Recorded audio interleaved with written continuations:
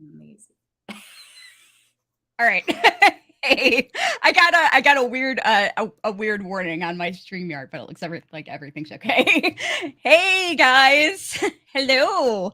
I am we've got 7 folks here with us right now, but I usually average around 200 people. So they usually tend to stumble in around like the 10-minute mark or something.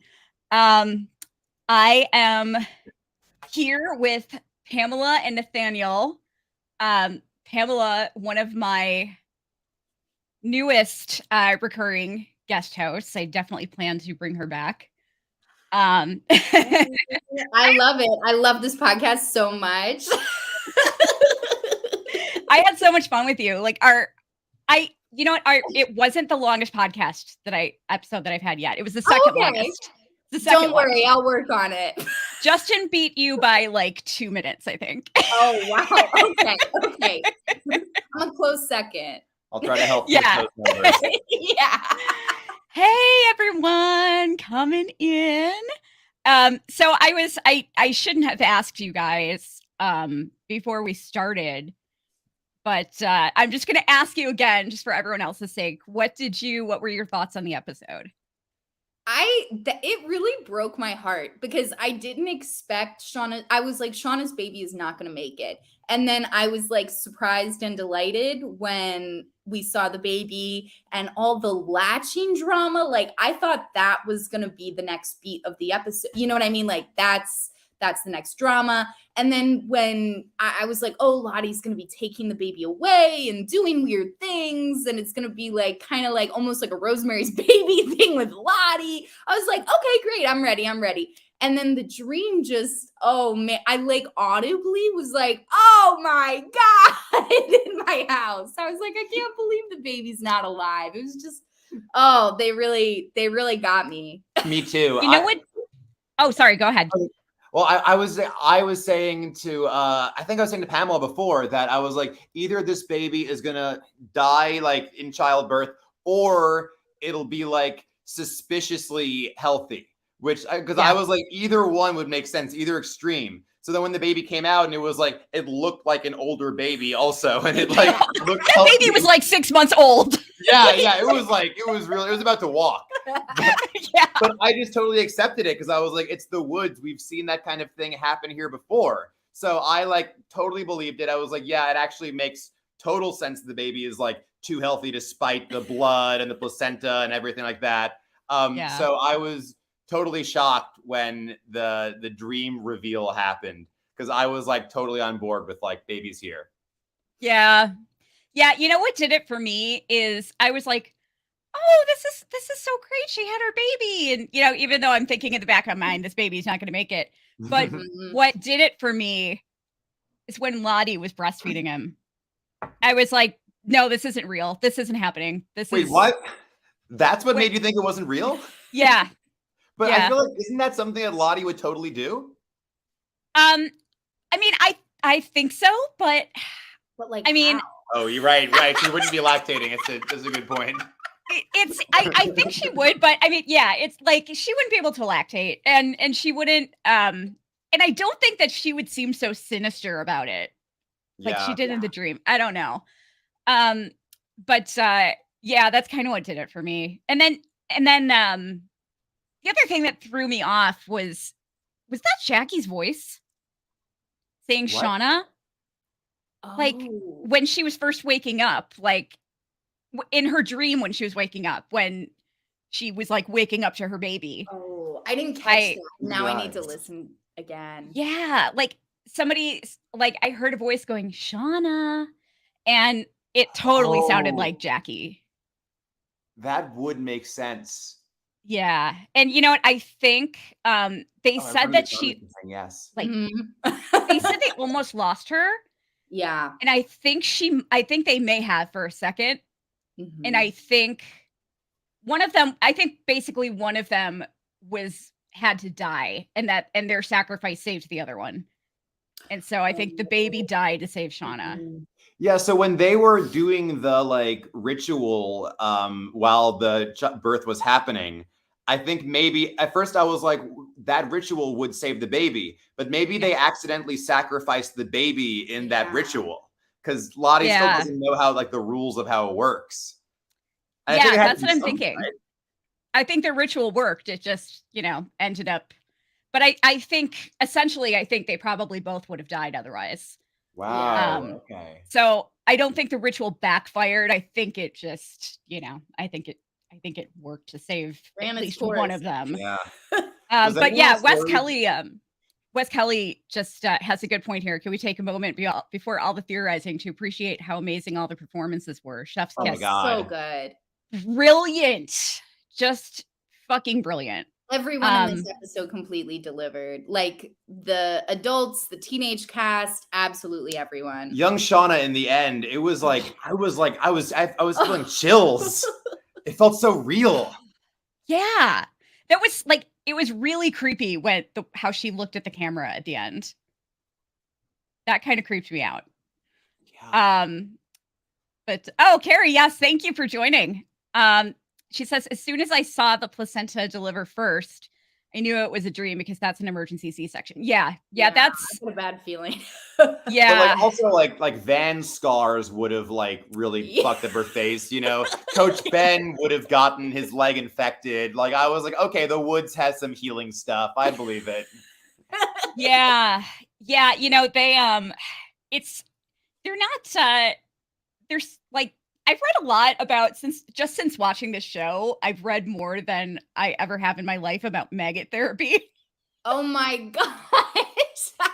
Like, have you heard of this? Like using maggots because they only eat dead tissue. Yeah, like they only eat dead tissue. So I kind of wonder if any of them have thought about, just putting maggots on like a wound or something. I don't know what would happen with that. But the deer was full of maggots, right? Yeah. Yeah. But yeah, you would think that they would all just. I mean, Ben would have gotten an infection. Absolutely, he would have gotten an infection and died. Lottie wasn't breastfeeding; she was just holding him. She said that he needs to feed, so that's what made me think that she was breastfeeding him. I was really ready to be like, the forest gave her magical abilities yeah. to give her breastfeeding. I was like, okay. Yeah. Hormonally, it could biologically happen. It can, but I think like they're all starving. I don't think like a lot of your bodily functions get really screwed up or stop entirely when your body is under tremendous stress. I know this firsthand after being in a really serious car accident, like, because everything is going toward healing whatever needs to be fixed. And like other things will just either just completely stop or they'll be weakened. Like the less important things. So I think it would be really tough for anybody in that situation probably to be lactating. But yeah, it can happen if you've never been pregnant. It's not that common, but it can. I just don't know that it would happen to anybody that's starving. Oh, everybody is saying, yeah, everyone's saying it was Jackie. They heard Jackie's voice. Yeah. Well, the baby was grown with Jackie meat. That's true. That's true. That's very true. That baby ate a Jackie ear. So,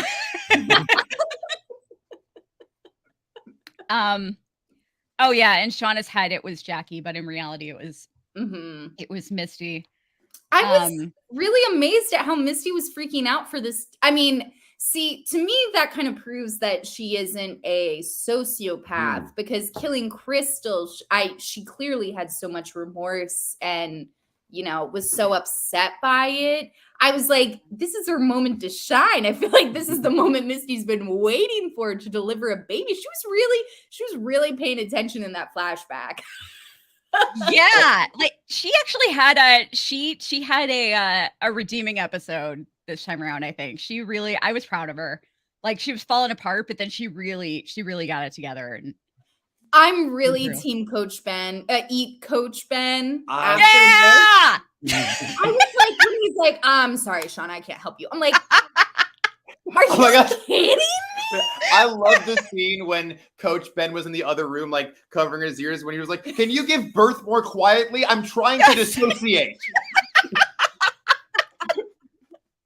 I'm totally making Team Ben BQ t-shirts. But no, it's funny though, because I have to reconcile it with like, because every time they show him with Paul, I'm just like, oh, I just want him to be happy so bad. Yeah. And they're so adorable. And I want them to be together. So I'm convincing myself that there's a parallel universe where he never got on the plane and they're happy together and they're living their best lives. And he has both of his legs and everything's awesome. And he's like, just happier than he ever thought he could be. And then I feel better about rooting for a Ben McHugh. It's interesting that shoot, what was it? Charades they're playing? When they were playing charades, it was in like a cabin with an antler head too. I was like, oh, I wonder, I don't know if this is a flashback or even maybe like kind of like a hybrid memory. Well, of like if he was in the cabin, but like it was nicer and something like that. I thought that every like flashback after Coach Ben like said like, "I'm sorry, these girls need me," has been like a hypothetical like imagination if he wasn't there. And I saw like the cabin stuff as like when you're having a dream and your alarm goes off and you hear the alarm in the dream. I thought it was like that, like reality was creeping back into the dream. Yeah. I something like that, like it actually reminded me one time of when I had my husband and I like got some edibles as a gift. And I had a heavily dosed cookie that was like I had eaten like a half a cookie at least 3 or 4 times and it was great. And then one night I ate a half a cookie and it was like the worst night of my life. Oh, and I swear to God, like I thought I was in like 3 different places at once, like with my entire life happening in a single moment. And it totally reminded me of that. But I hate to say it. I think there might be some parallel universe shit happening. Oh no. As a lost survivor, I really hope they don't do that. No. It's just that, like, that's kind of sci-fi, right? Yeah, I do feel like, because I'm like, what is the intention with the Ben flashbacks? I'm like, either they're trying to build us understand his backstory, but we've seen so many, especially compared to like our main cast. It's like, okay, we haven't seen that many flashbacks of Nat's life or Van's life, even. So it's like, why Ben? So I'm worried you're right. I think they did it for Ben because they're going to kill him this season and they want to give him more character development before he dies. And also he has nothing else to do except have flashbacks. It's so weird though, because it's glitching in and out. It's like the 2 worlds are interfering with each other. Cause like when we see him in the cabin apartment hybrid place, like it immediately goes into him covering his ears, and then he hears like there's still the glitching is still going on, and then they're playing charades and somebody guesses airplane and he just has that look on his face. And I just I think that might be happening. I also, if that is the case, I also think that there might be a timeline where Shauna dies and her baby survives. Oh, yeah. I mean, again, Nat mentioning like we didn't I think it was Nat who was like, we didn't deserve to survive. Also, she saw that like weird, like fake flashback of the plane where they all died. I was like, please don't do a Lost. Let's get Sophie and Elise that Emmy. Yes, please. Deserving. God, yeah, I felt so bad for young Shauna at the end. You look at adult Shauna and she's so closed off and numb. And it's like, how do you go through something like that and not be that way? Yeah.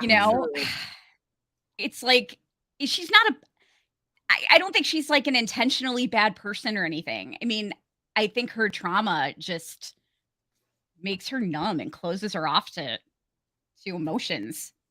I agree. It's, She's man. compartmentalized the pain, you know? So it's like, how can you, if you're shutting down all that previous part of yourself and you can't be yourself around all these people you love, you know, it's like, how can you function? I mean, she's pretty high functioning, all things considered, you know, but I'm like, especially this episode, I'm just like, and the interview with Mr. Murder He Wrote, so illuminating, like into her mindset. Oh, something Melanie Linsky said. I went to Paley Fest. Could I say something about the Oh, awesome. He's my friend that I was like, my friend went to Paley Fest, and that's so cool. Yeah. I asked a question, and Christina Ricci said, "Good question." So I'm going to hold on to that for the rest of my life. Awesome. But on this, so somebody asked if Jeff and Shauna really loved each other. And the guy who plays Jeff was like, yeah, like they like I was like certain that Jeff loved Shauna. And like everyone like was like aw. And he was like, don't aw me. Okay, I'm not trying to be cute. I'm being serious. Yeah, I love him. But Melanie Linsky, I think like on what you're saying about her like not being a bad person, but just being fucked up. She was saying that like she definitely like there's a lot of like trust and like support and history with Shauna and Jeff. But she was like, Shauna's not really in a position to be able to love anyone because she like she fundamentally believes at her core that she's unlovable, and that if anyone understands everything about her, they will not love her, and she can't do that. So she was like, it's hard for her to be able to love Jeff when she's not able to accept that Jeff loves her. And like when she found out that Jeff read her diary, that was the first like moment she realized that maybe she is lovable, but she's still like sort of processing that this season. And I thought that was my God, that makes me want to cry. Right? like that just so that's what I mean. I always thought that about her, but that's really common with trauma survivors. But like I hadn't thought about that scene with her and Jeff in that context, and oh my God, that totally makes me want to cry now. And it totally explains like why she was so choked up. When when she's like, when he said that he still loved her, like that's, oh my God, I want to cry now. Hey, Lexi Luther, what's up, Lexi? Lexi and I started a new podcast this week. Yay! Along with Jade, and the episode is going up this week. I wanted to get it up earlier, but I just have been feeling like absolute shit lately. But I'm just finishing up editing it, and then it's going up this week. But we started a Wentworth podcast. Yay! Have you seen it? No, what is that? It's an Australian show about a women's prison. It's really fucked up and dark. It's so good. So good. We're not picking up until we only did one episode as a preview. Since I didn't have to recap Yellowjackets this past week. So we're gonna pick up with it after the season. Awesome. So it's just yeah. So this was just a preview. I've used them with my goats. You know what? I already forgot what we were talking about now. I've used them with my goats. I mean, it happened. One was attacked by a dog. The maggots? Oh, maggots. Yeah. Okay. Gotcha. Thank you. Yeah. Okay. So apparently my goats sometimes feel unlovable. I hope not. I hope your goats feel very loved, JJ. Yeah. Aw, I love goats so much. Us too. I'm just joining in. Where was Jackie's voice? Oh, Lexi, Jackie's voice was when Shauna passed out, and then she woke up in her dream. Not woke up for real, but woke up in her dream. She woke up to a voice going, Shauna. That was Jackie. It looks like it, but I think Gen X was pre-programmed to see breastfeeding because all we saw was the hammer on the cradle. Yes.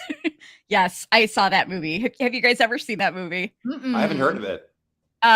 it's kind of fucked up. I forgot who the actor is that played the main guy in that film.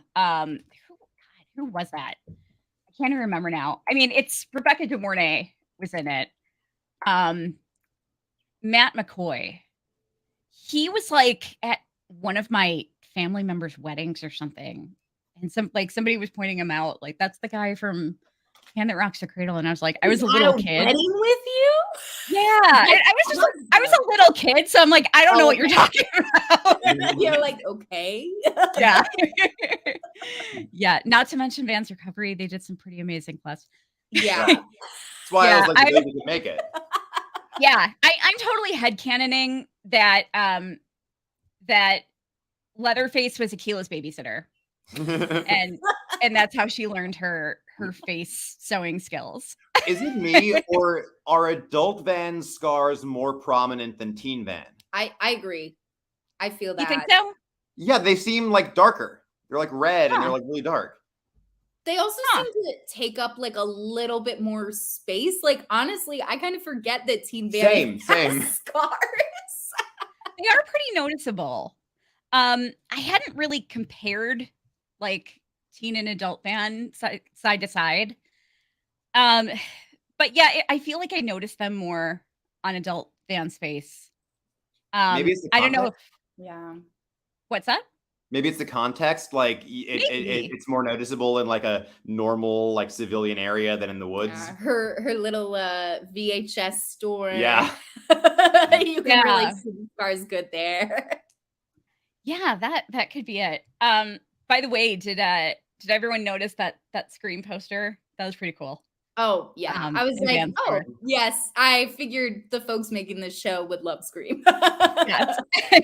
And also Jasmine Savoy Brown is in the new Scream franchise. Oh right. She's great in it. She's it's so different from her Thaisa character too.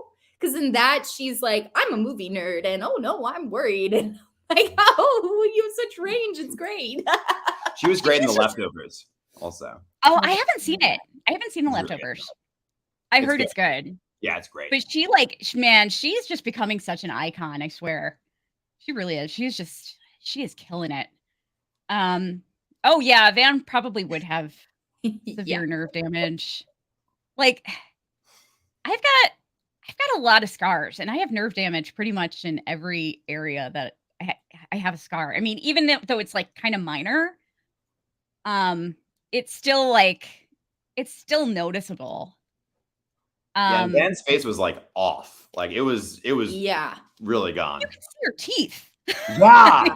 The whole jaw be out. Like even like a really good surgeon at the best medical facility couldn't do as good of a job as they did in the woods. Well, I mean, that's what happens when Leatherface is your babysitter, you know? Right. Mm-hmm. And he just, he liked Akila so much that he just, he never killed her or her family. Was anyone else worried about Akila's mouse? I was like, they're going to sacrifice the mouse to save the baby. They're going to kill that mouse. That's not what I was worried about. I was like, what are you talking to? Yeah. It's like, that mouse is there. I was more worried about the mouse than the baby, honestly. I was just thinking, oh my God, okay, Shauna's giving birth, she's touching her, and she's petting this mouse. Oh, yeah. Oh God. I was so grossed out. Like, everyone's the mouse is adorable, but blood tea. There's a lot of like contamination, a lot of unsanitary conditions happening. There's no soap also. No soap. Yeah. But I mean, mice are pretty much like always covered in their own pee.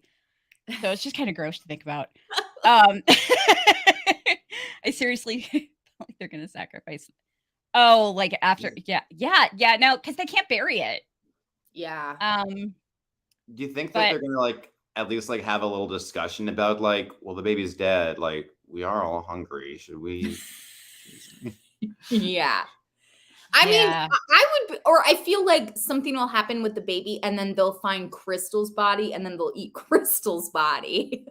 It was so funny when when Misty was like, "Oh, Crystal's out there," and they were like, "Oh my God, Shauna and Taissa are also out there. We gotta save them." Yes. I honestly can't see them eating the baby just because it would be so little meat that Yeah. I think at that point Misty would be like, I would fess up and be like, I know where Crystal's at. I feel like she might fess up at that point. I did see the new clip.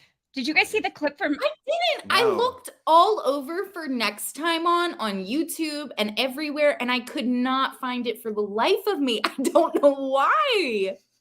Somebody posted it on Twitter. It wasn't the greatest quality because they recorded from their screen. But if I'm going to keep scrolling. Oh, wait. Here we go. Okay. I'm going to hang on 1 second here. Okay. I'm going to project this. 1 second. Oh, no. Come on. Get out of here. Sorry, guys. I'm bringing it. I have 3 monitors here, so I'm just trying to bring it onto the right one. I'm trying to get the whole screen in here. Okay, just 1 second here. I'm going to. Shauna's firstborn does belong to. I wonder what she would have named it. Do you think it was still a boy? I wonder what she would have named him. I'm kind of glad that this dispelled so many theories. Like I saw a theory that the search party guy, John Reynolds, the cop, Syracusa, is Shauna's baby. I worried about that for a second. Too. Anytime there is an adult man in the adult timeline, people are like, "It's Tavi. It's Shauna's baby." I know. Okay, all right. I'm going to share this clip here right now.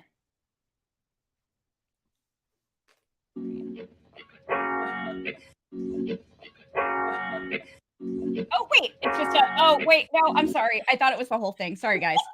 It's just a GIF. I thought it was the whole clip. Yeah. My bad. Out. It's just a GIF. I brought up the wrong one. If I find the right one, then I will. I did enjoy that though. Yeah. Yeah. Yeah, me too. But they're listening to lightning crashes is playing in the background. I could have watched that for like several minutes. Yeah, I was ready to let it loop for a while. Yeah. What does your shirt say, Kelly? Does it say "Cooking with Misty"? Yes. Oh my God. That's amazing. This was Showtime sent this to me. It was their official Comic-Con shirt.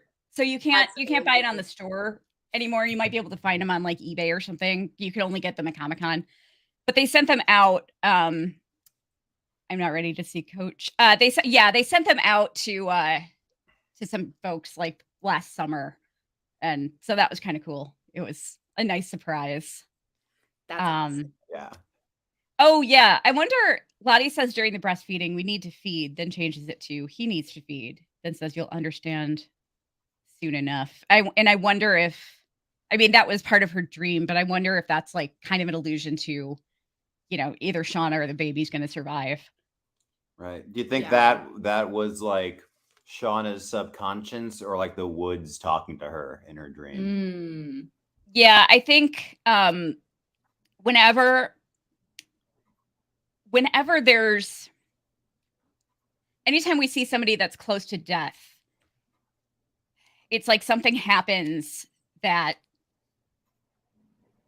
pushes them one way or the other, Right. Yeah. Like the mall scene, right? Mm-hmm. Yeah. Like with Jackie, it was just like everything she had ever wanted. Like everyone was telling her they loved her. Mm-hmm. And Shauna was bringing her hot cocoa. Yeah. And we didn't get to see that with Laura Lee, unfortunately. But with Lottie, it was like it wasn't as welcoming. Which is why she ended up living. Because everyone was just kind of like, they were pushing her out of there. Right. Because she has more support among her friends than Nat did. Yeah. Yeah, exactly.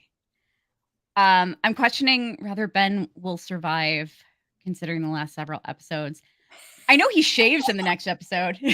Oh, okay. Yeah. There's some hope for his will to live then, I guess, you know?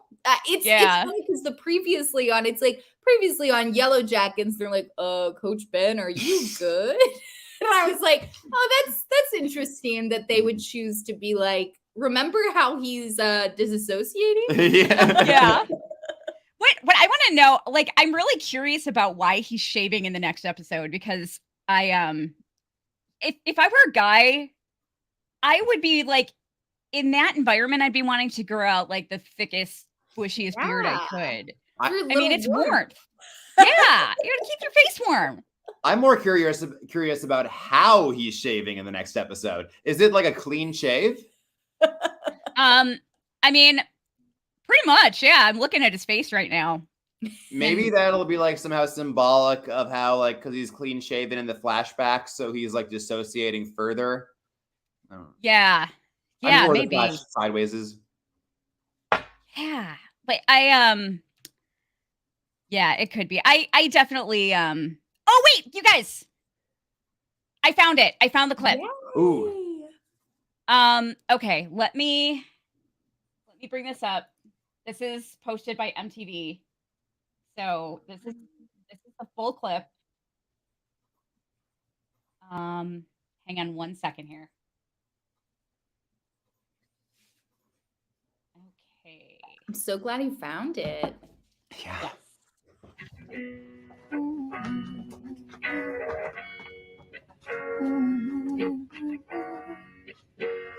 Why are you singing that?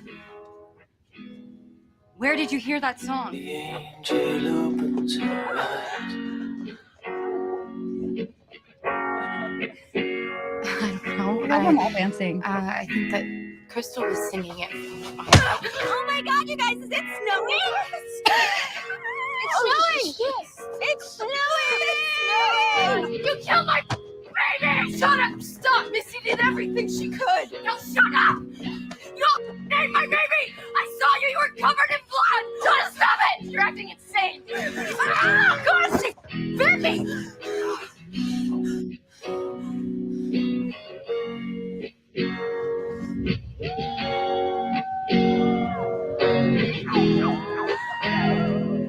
Oh my gosh.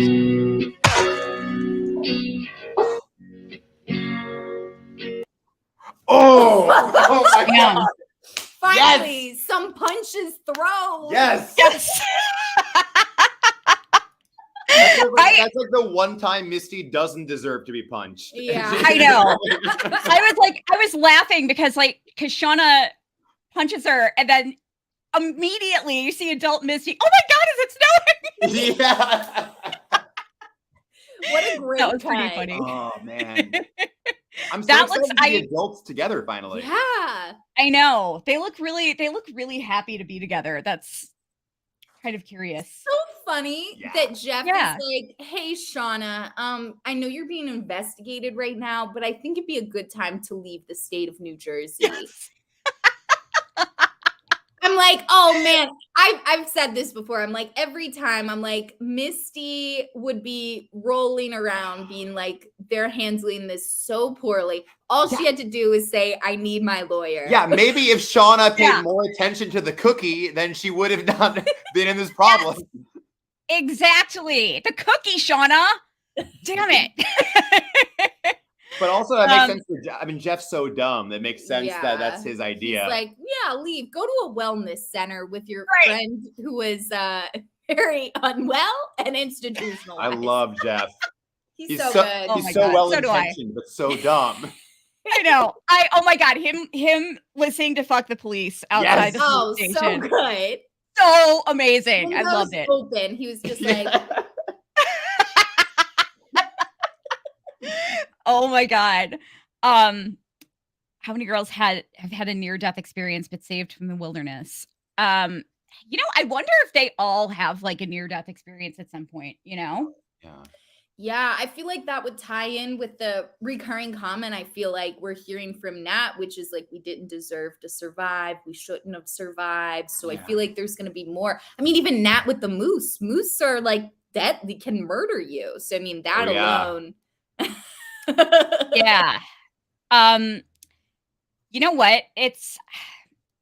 So there was a recent interview posted with the showrunners, and they said that the person interviewing them asked if there were any seeds planted that might pay off in season 2, and like any earlier seeds planted that seemed like nothing that might pay off in season 2.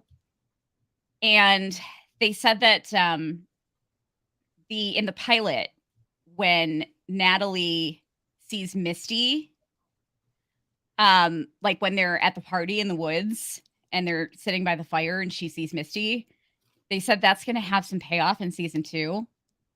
Wait, what was that scene? Natalie, it was in the pilot, and they were at the woods party. Yeah. And Natalie was sitting there. Yeah, she was sitting LSD, there, and I think. Yeah, she was tripping, and then she sees Misty, and she's like, you see her get this look on her face, and she goes, Misty, and then you see Misty like just standing there staring at her, and it kind of confused people because we're like, nobody saw Misty at the party, right? You know what? I think here's my theory on how I think that might pay off. They said that Natalie was the reason that they made it out, right? Yes. I think that opening scene with Pit Girl, I have a feeling that Pit Girl was supposed to be Misty. And she did something to like switch places with ultimately Pit Girl. And you know, when we see her take off her whole little headpiece at the beginning of episode 2, that might have more payoff or more impact than that way too, of where, you know, they thought it was Misty. And I mean, I'm like, if they had to pick someone to be like, yeah, you go sacrifice yourself, I feel like they would pick Misty. I'm really interested in still why the Pit Girl is wearing Jackie's necklace. Yeah. I think that the theory that I like is that since Jackie was the first like sacrifice, she was the first to die, intentional or not, and she was wearing the necklace, then it's like whenever they have a sacrifice after that, they ritualistically give her the necklace and then hunt her down. Yeah. Yeah, that definitely is that's a very popular theory. Yeah, can you imagine surviving something like that and then going back to the world after all that horror? You know, it's another thing, like people who have experienced great trauma are often the best in crisis situations. They often handle crisis situations really well. And it's kind of like it's kind of a similar situation. You know, it just trauma changes how people deal with things, and they're good in crisis situations because they've already been through so much that they're able to handle shock better, and they're able to like kind of snap into action better than people who haven't been through trauma. I don't think Jeff knows about the wilderness baby. You know, I was thinking that too, but now I think he does. Well, didn't Jackie like figure out that Shauna was pregnant because she read her journal? Yeah. That's in the journal. By the way, in our podcast episode, I said that I didn't think that Jeff knew the symbol. I've been rewatching season 1, and he definitely sends a blackmail text where they make the symbol. Which is also so funny because imagine him and Randy sitting together trying to make the symbol out of like. They're like, I want to see that on the show. I want to see Jeff and Randy. Yeah. Sharing a brain cell. Yeah, they make like a triangle and a circle, and they're like, no, the line needs to be more like this, not like this. Okay, try texting it to me now. No, it still doesn't work. Try it again. Exactly. They're like Googling. Yeah. They're Googling sites like, hey, can we upload this somewhere? And it'll give us like like an emoticon thing. WikiHow, how to blackmail someone. Yeah. How to blackmail my wife's friends. How to email Thaisa Turner. Fire. Oh, hey, Fire. Fire is going to be hosting episode 8 with me. Yay! So she'll be with me in a couple of weeks. Hey, Jade, my other co-host for the Wentworth podcast, H Block Queens. By the way, if anybody wants to pop in and say hi, I'll post the link here in the comments. I'm way behind on comments. I'm trying to catch up, but before I forget, I would like to do I'd like to do some Mad Libs. Oh, yes. I've been dying to do. I was like, oh, should I message Kelly? And I was watching this episode being like, this would be a good Mad Lib. Yeah. I have one made up. So everyone just start spouting off like the words that I'm looking for. Fabulous. If you guys want to put in the chat, Pamela and Nathaniel, like if you guys want to put your suggestions in the chat too, feel free. Fabulous. But so I need an adjective. How many adjectives do I need? I need 1, 2, 3, 4, 5, 6, 7, 8. Okay, I need 8 adjectives. So start spitting out adjectives at me. Yeah, I'll read them off as we see them roll in. Awesome. I also need a person, a common noun person, so not a proper name. And I need 1, 2, 3, 4, 5. Capricious. Love that. Are you watching 7. Succession, Carrie? Capacious. Excuse me. Ludicrously capacious. Gas meter reader. I like that. So yeah, I need a bunch of person, common noun people. I need some nouns and I need some feelings/emotions. I need some verbs. And I need I need an insult. An insult word. A word, like an insulting word. So let me. All right, I'm gonna put this all together. Figure out what part of the episode this is. All right. Okay, we got mournful, some adjectives, cathartic, capricious, delightful, gas meter reader, love it. Yeah. We have Miss T. Miss T. Love it. I'm like Miss T, Abbott Elementary. I'm like doing all the shows. Love it, Miss T. Wait staff. Disingenuous, wistful, calm, hobknocker. Love it. That's a great one. Aggressive. Bye, Kaiwan. See you, Kaiwan. Thanks for joining. Fisticuffs. Superfluous. I was like superfluous. No. All right. I'm just typing all this in. Superfluous. All right. I suck at typing sometimes. I need more people. Like occupations? Like just any, like a type of person. Like you know, a lawyer, a sister, a himbo. Yeah, himbo. I'm a big Jeff head, so I'm always thinking about that. I'm gonna use that. I'm gonna use that actually, just since you said that. Fabulous. We got chef, cousin, nosy neighbor. That's a great one. Babysitter, medic, skateboarder, farmer, a loser. Love it. More Jeff representation. Love it. Yes, good. Gamer and jerk. Okay. Oh, and novelist. Love it. For good measure. Novelist. Okay. Awesome. Let's see here.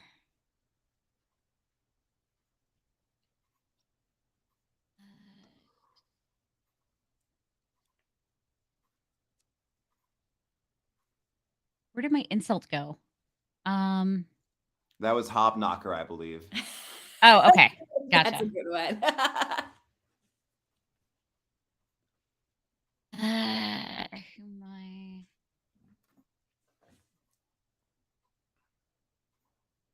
Yeah. I need anyone some else more. Van's pain when dealing with adult high? Agreed.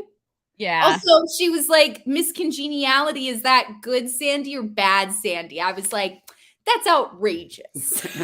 Right. He was messing with Okay, her. I need some more Yeah. feelings / emotions. Lauren Ambrose is so good as She's adult. so It's incredible. great. Yeah. I'm like, that's like you could have convinced me that is just like Liv Hewson from the future. Like it is exactly the same. She acts exactly the same as her. Yeah, some Showtime time travel. It's amazing. Yeah. So good. It's Totally. like, yeah, it's Van. Okay. She's great in 6 Feet Under also.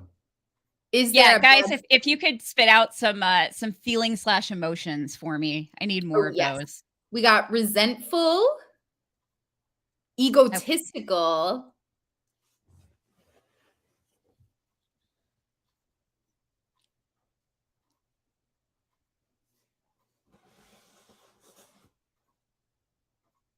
panicky, elated, hopeful, indifferent.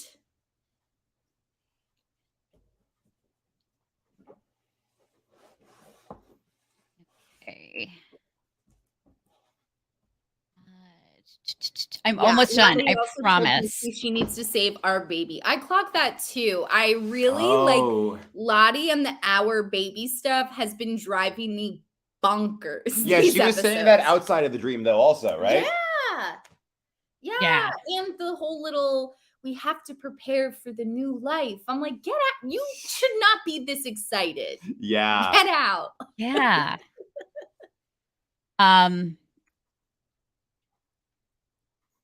Okay. Do you need a few more, Kelly? Because we have a few more in the comments. I need nouns. Okay. Nouns. Yeah. Just a few. I'm trying to find nouns from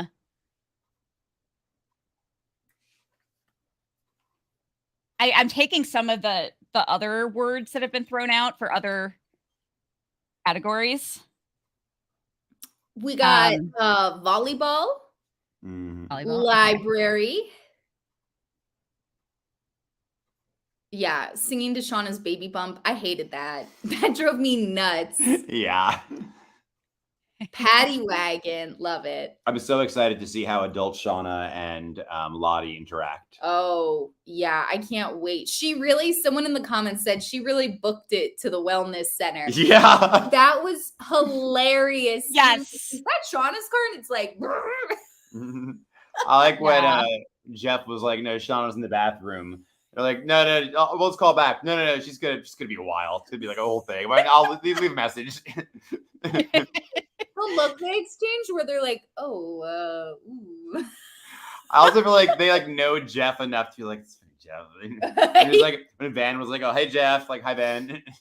Like, So and then he Right? like goes to continue talking to Van. They're already gone. yeah. I love Jeff because everyone has all this like complex, nuanced trauma, and then Jeff is just some guy. Yeah. Yeah. Totally. I think I'm done. Oh, wait. I got to put one more in here. Sorry, just 1 second. Yeah, who goes to the bathroom without their phone? I honestly, like, why not? If it was an emergency from Thaisa, like, why not answer the phone? Exactly. Yeah. Yeah. Yeah, I agree, totally. Jemima. Jeff is my favorite himbo as well. He's the best himbo. Himbo king. He loves working out and his wife. Yeah, and that's it. Full stop. Green juice sometimes. Yeah. Yeah. Okay, somebody just give me a noun. That's the last word. I just need one more word. Do you have crossword puzzle? Meta. No. Okay. I'll do that. I'll put that in here. Okay, it's done. Yay! All right. So here's what we got. So you're accusing me of what? Being a delightful gas meter reader? For starters, let's say that I am. Well, aren't you a capricious himbo? I never even wanted to be a chef. In fact, I did not start out a superfluous person. But in case you haven't noticed, life doesn't tend to turn out the way you think it will. You have a cousin that you don't want to save a crossword puzzle that you got into out of resentment and ego. And you just can't really let yourself panic over either of them. But of course you do. You murder them despite yourself. You're just incredibly bad at it. Of course, we're talking about a goddamn trigonometry teacher. It's basically what you said. I'm a murderous novelist. I got into a library bender and I had a paddy wagon with him that made me feel silly again for 5 fucking minutes. And now not only is the murderous part over, but I'm left grocery shopping here and having to defend myself to some flabbergasted little hobknocker who my babysitter hit on because she was panicking at me for having fisticuffs with her poor goat herder. So if that's what you're playing gotcha over, arrest me already, but leave my farmer out of it. Amazing. That was a good one. Yeah. Arrest me, but leave the farmer alone. Yes, leave the farmer alone, damn it. Thanks, guys. That was great. Yeah, I know it's probably people. I know some people probably get annoyed, like waiting for for me to put all the words in, but it's fun. Yeah, it's a fun thing. It pays off. Yeah, definitely. Let me try to go back and catch up on some of the comments I missed now. Cabin guy needs to feed. Yeah, I'm wondering where the cabin daddy feed payoff will be, because I mean we saw him welcoming Jackie. I'm just Is he gonna welcome the baby? He wasn't at the mall. I was expecting cabin guy to be at the mall in Lottie of the Vision, but it wasn't. Also, maybe everyone besides me noticed this, but in Lottie's like mall vision, Laura Lee was dressed like Alice from Alice in Wonderland. Yeah. Yeah, I didn't notice that. I saw it on Twitter and I was like, oh, duh. But that was cool. I didn't catch it. I noticed that. Like that, she definitely had those kind of vibes with like the headband and everything. The blue, black, and white. The blue and white. Yeah. Yeah. Join hello, popping in to say hello between meetings. Yeah, it's like middle of the afternoon for her. She's in Australia. Wow. So I appreciate it. Thank you for popping in. I know it's not that hard, not that easy doing it from work. I think the shaving is more ritualistic, like he's preparing for his death. It could be. It definitely could be setting him up to commit suicide or something. He wants to be a handsome kid. Yeah. That's what Kaiwan is saying. Like he thinks that he might be preparing to commit suicide. Yeah, might be planning to unalive. That's why he's shaving. A lot of people are saying that. I'm kind of surprised that everyone's like immediately going there. Because I didn't think about that in association with him shaving at all. That's really curious. I'm wondering why that's making everyone think that. Did you guys think of that no, you didn't see him shaving. You didn't see the pictures of him shaving. I guess often in movies, like characters will shave their heads when they're depressed, right? Kendall Roy, Royal Tenenbaums. Yeah. Enough said. Yeah, those 2 examples. That's it. Yeah, I mean, like, I know, because I deal with depression, and there have been days when I had nowhere to go, but I like put on makeup and did my hair. Mm-hmm. Yeah.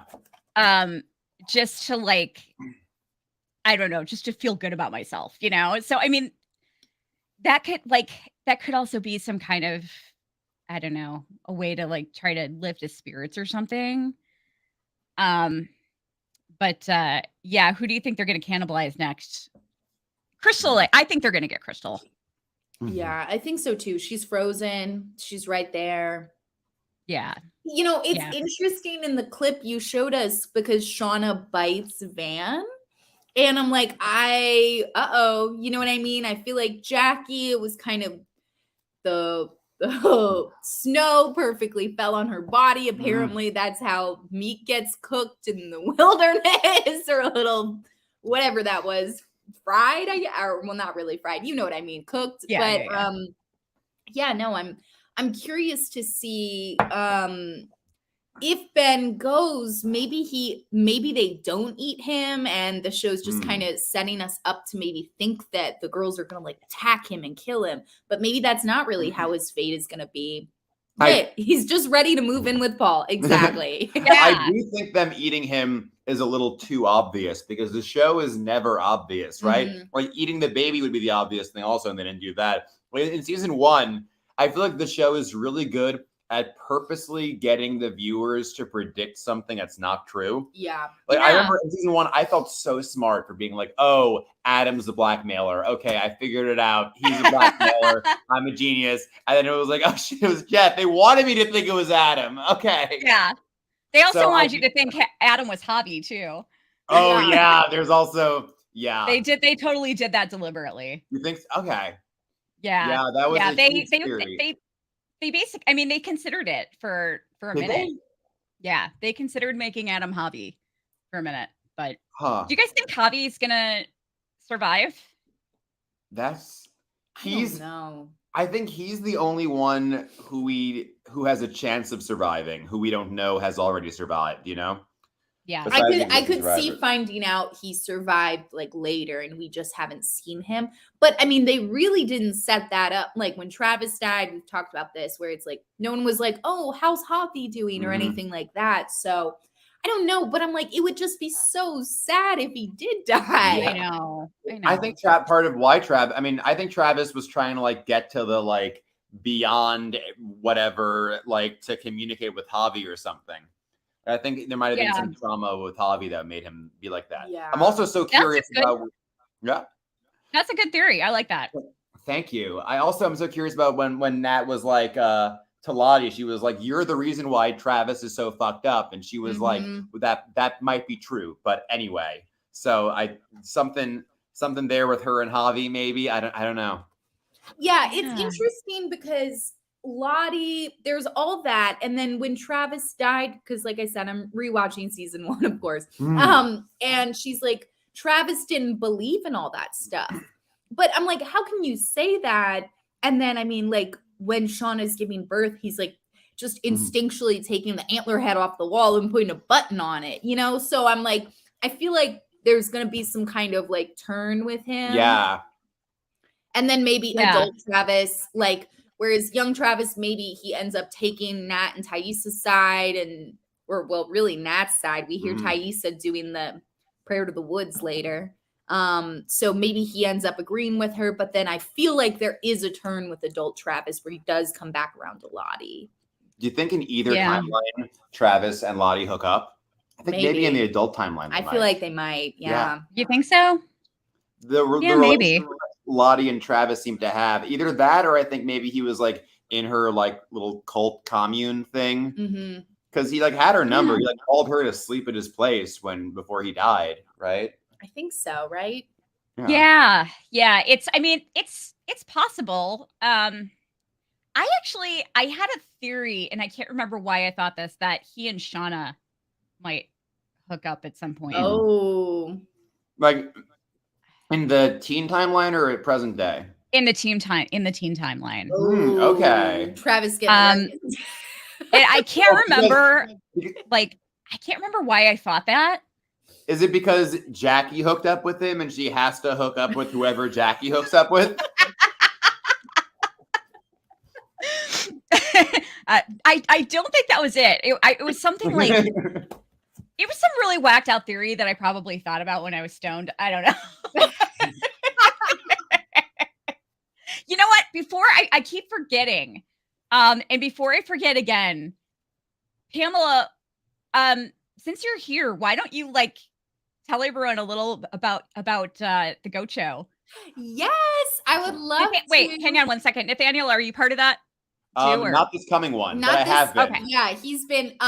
We actually, funny story. We had a show in February where there was bad rain for Los Angeles. I'm from Florida, so I'm like, there's bad rain 3 o'clock every day in the summer. Like, I'm like, whatever. We had like literally 5 acts drop. The day of, we're like scrambling for a lineup. I was like, Nathaniel, are you still coming to the show? And he was like, yeah, but you know, there's all these weather warnings. I was like, do you want to perform in the show? And he's like, okay, I'm in. Yeah. Awesome. That's awesome. I'll risk my life for attention, like in a second, for sure. I love it. That's so great. Yeah, so we're in Los Angeles. I have a comedy variety show. It's called The Goat Show, mainly because I love goats. I would love to hear about more from the folks who have goats in the audience. I just love them. I appreciate them. But it's also greatest of all time because that's how we treat our performers. I'm the producer. I'm also the co-host. And yeah, it's a variety show. So we have stand-up, improv, sketch, clowns, magic, puppets, all kinds of acts. Our next show, if you're in Los Angeles, is Friday, May 19th, 8 p.m. We also live stream the shows on Instagram Live. So if you want to watch it there, we're at Goat Show LA on Instagram. And yeah, it's a nice group of people. It's always very entertaining. And yeah, thanks for letting me promote the show, Kelly. I hope to meet some of you guys in person because this is such a lovely little crowd of Antler Queen fans. Yeah, I definitely plan to check out the next live stream. So I'll make sure to share it on social media. Awesome. Yeah, it's a fraternity theme. It's kind of giving, you know, cult Yellowjackets vibe. It's a fraternity themed show. So yeah. I'm like gonna be a pledge master and we're hazing our talent. Awesome. Because every show has a different theme. Yeah, every show has a different theme. Yeah, it's a fun time. Our last one was like cruise ship themed. So nice. Yeah, never know what we'll do next. Awesome. When I was in, Pamela was in a full inflatable horse costume. Like yeah, oh my God, that's awesome. It was Valentine's Day and rodeo. So you know, naturally me and my co-host were like, okay, well, we could be like you know, sheriff and like a bandit. But I was like, what if you're a horse girl and I'm a horse and it's about we have this great friendship. Oh my God, that's awesome. I love it. You if you ever go on tour, you need to come to Chicago. Oh, absolutely. Also, everybody, if you go to your website is goatshowla.com, right? Mm-hmm. Okay. Yeah, go check out the website and then read the about section and you'll totally see like why I invited Pamela to co-host with me because like it's like your values and everything are just like really well aligned with my show and it's really cool. Oh, thank you. Yeah, when I found this podcast, I was like, oh my gosh, like we're trying to do the same thing, you know, in me for comedy, you for the Yellowjackets fandom and podcast world. It's great to unite. I can attest. Yeah. Pamela was telling me about the very enthusiastically about this podcast a lot before she was on it. That's awesome. I love it. I'm glad you came into my fandom life, Pamela. Oh, thank you. I'm so happy to be here. I like this comment a lot. I find it crazy that they're so excited by the snow. You would think it would trigger them. I didn't think about that, but you're right. Like, it's so funny. They're just delighted. And also they live in the Northeast and in upstate New York. It's not that, you know. Yeah. Yeah. I mean, I guess they kind of have to be like immune to it, you know? Like, it's really no big deal.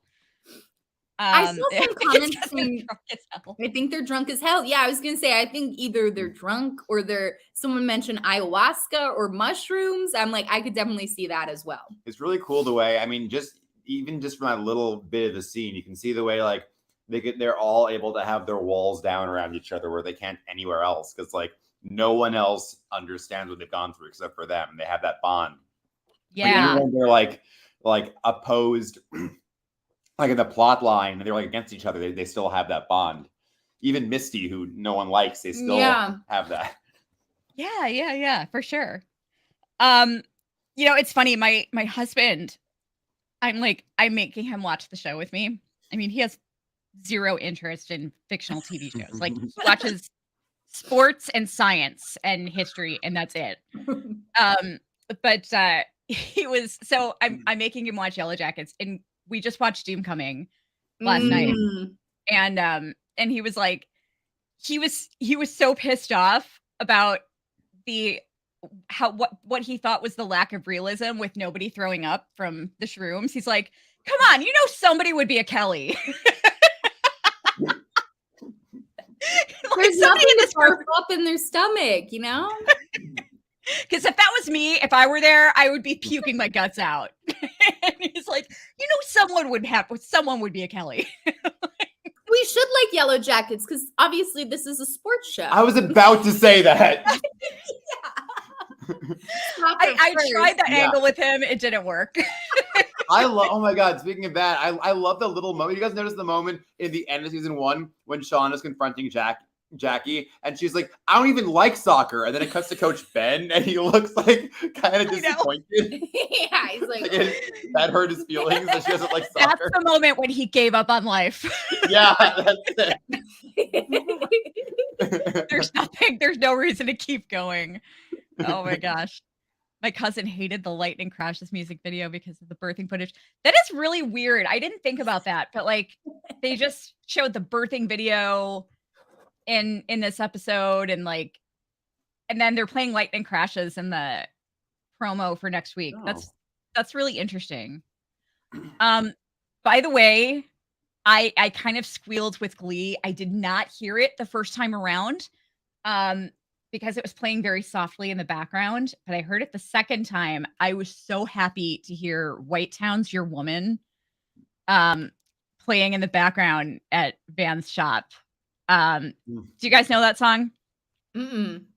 It's I know I'm a lot older than you guys, but that was like one of those songs back in the 90s when that song came on the radio. I was blasting it. I loved that song. So yeah, that was playing in Van's shop. So make sure check out that song because it's, oh my God, I loved that song so much.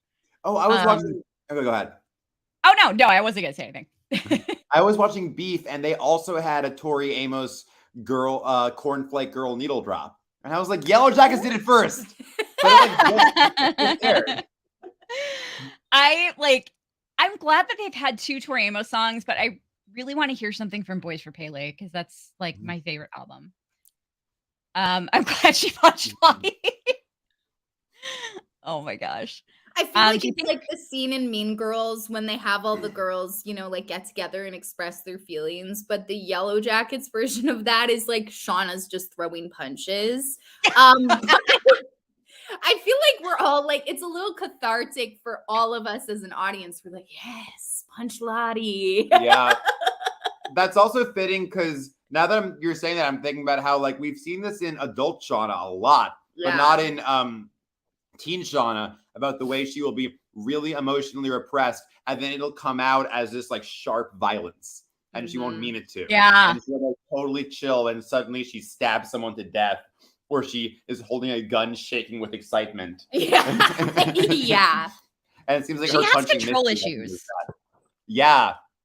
Yeah, Shauna's big thing is control. Like she craves control, and that's how she copes.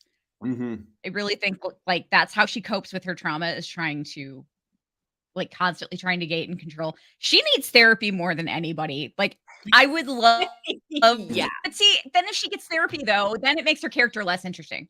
Oh, yeah. I Because mean, like she's then had she couples starts. therapy with Jeff. Yeah, it's done a lot of good. Yeah, It's she's tough had though because couples none of them therapy, can but really like man, go to she therapy because I feel like they can't quite tell the therapist everything Yeah. because they can't trust the therapist. Yeah, that's wouldn't tell true. someone. I feel like that That's makes very Shauna's relationship with Thaisa also like Mhm. I mean, it was their season 1, but I mean season 2, especially this episode, like it's so powerful. And I really feel like it's like, Yeah. Jackie and her did not have like personality kind of in common, whereas I think Thaisa and Shauna do. And then they have Yeah, all this agreed. shared trauma. It's like I feel like the love that they have is just like so special, and like I their agree. friendship is so special. And they yeah. deal with their trauma very similarly by repressing it, and then it comes out in this uncontrollable violence. Yeah. And so will. Yeah. Yeah, definitely. I'm really bummed that we haven't seen more of Shauna and Thaisa together this season because Mhm. I love them so much.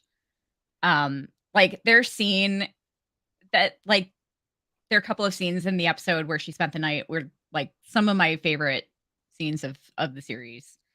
I just absolutely love them together. They have such great chemistry. The actresses have such great chemistry. Did you see Yeah.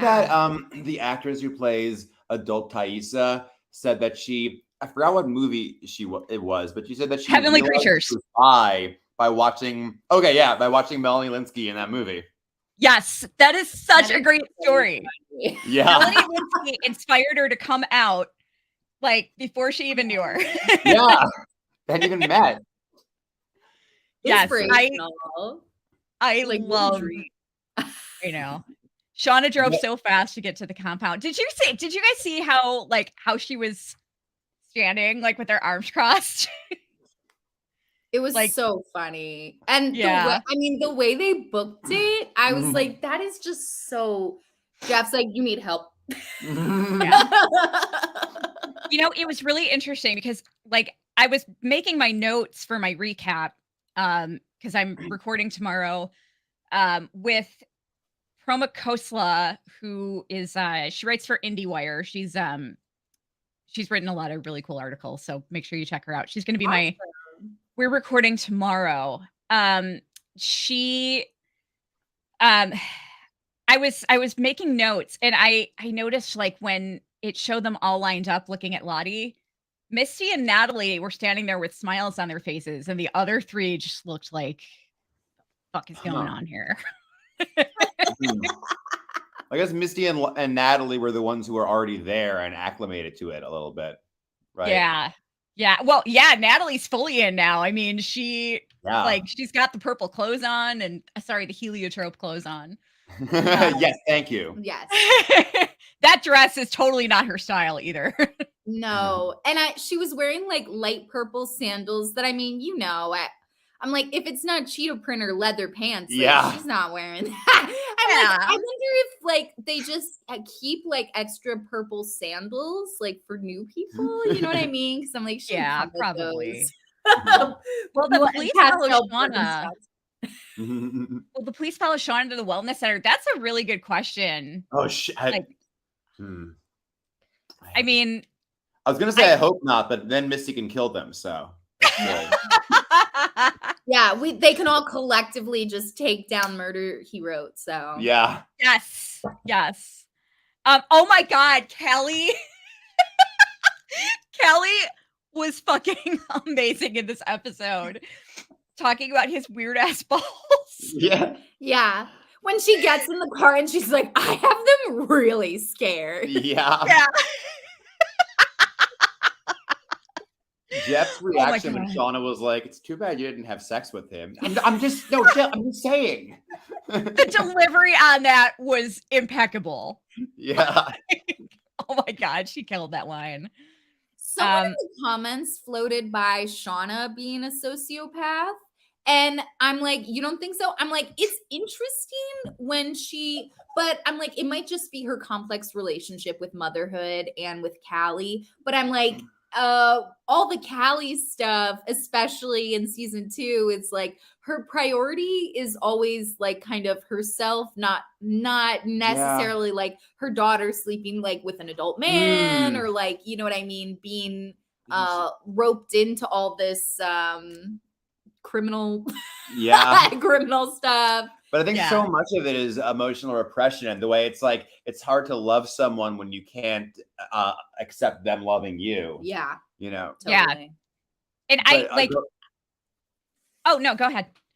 Oh no! Well, you're talking about sociopaths. So actually, I was thinking about this when you said it earlier. I still think Misty is. Oh yeah. You were saying about she was felt bad about killing Crystal, and like yes, but she felt bad because of who she was killing. But I don't think that she has any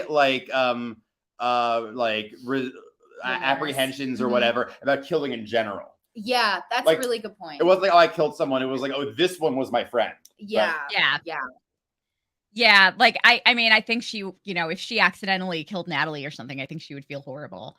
Right. Yeah, she's ride or die for her teammates. Yeah. But yeah, it's I kind of think so too. I think like she just, if it was anybody else, she probably wouldn't, like if it was Mari or somebody, you know, she might not feel as bad. I mean, we saw she's killed the reporter in the show, and she does not seem to be weighing on her. Yeah, I know. But they still have to wrap that up too.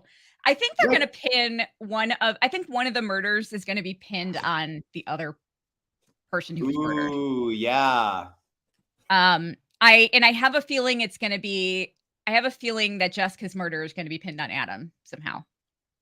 Ooh. Okay. I think he's going to be like. I think they're going to make him out to be like kind of a creepy stalker dude. Because I think he was stalking Shauna. I think he was obsessed with her. Yeah, because it was too much of a coincidence for him to run into her at the hotel, right? Yeah. Yeah, and so I said that somebody commented on an episode where I talked about that, and they're like, I don't think so. I think it's more powerful that he was just a regular guy. But that's the thing. I think he was just a regular guy, but he was a regular guy that was obsessed with Shauna. Like he had the Yellowjackets book too. Yeah.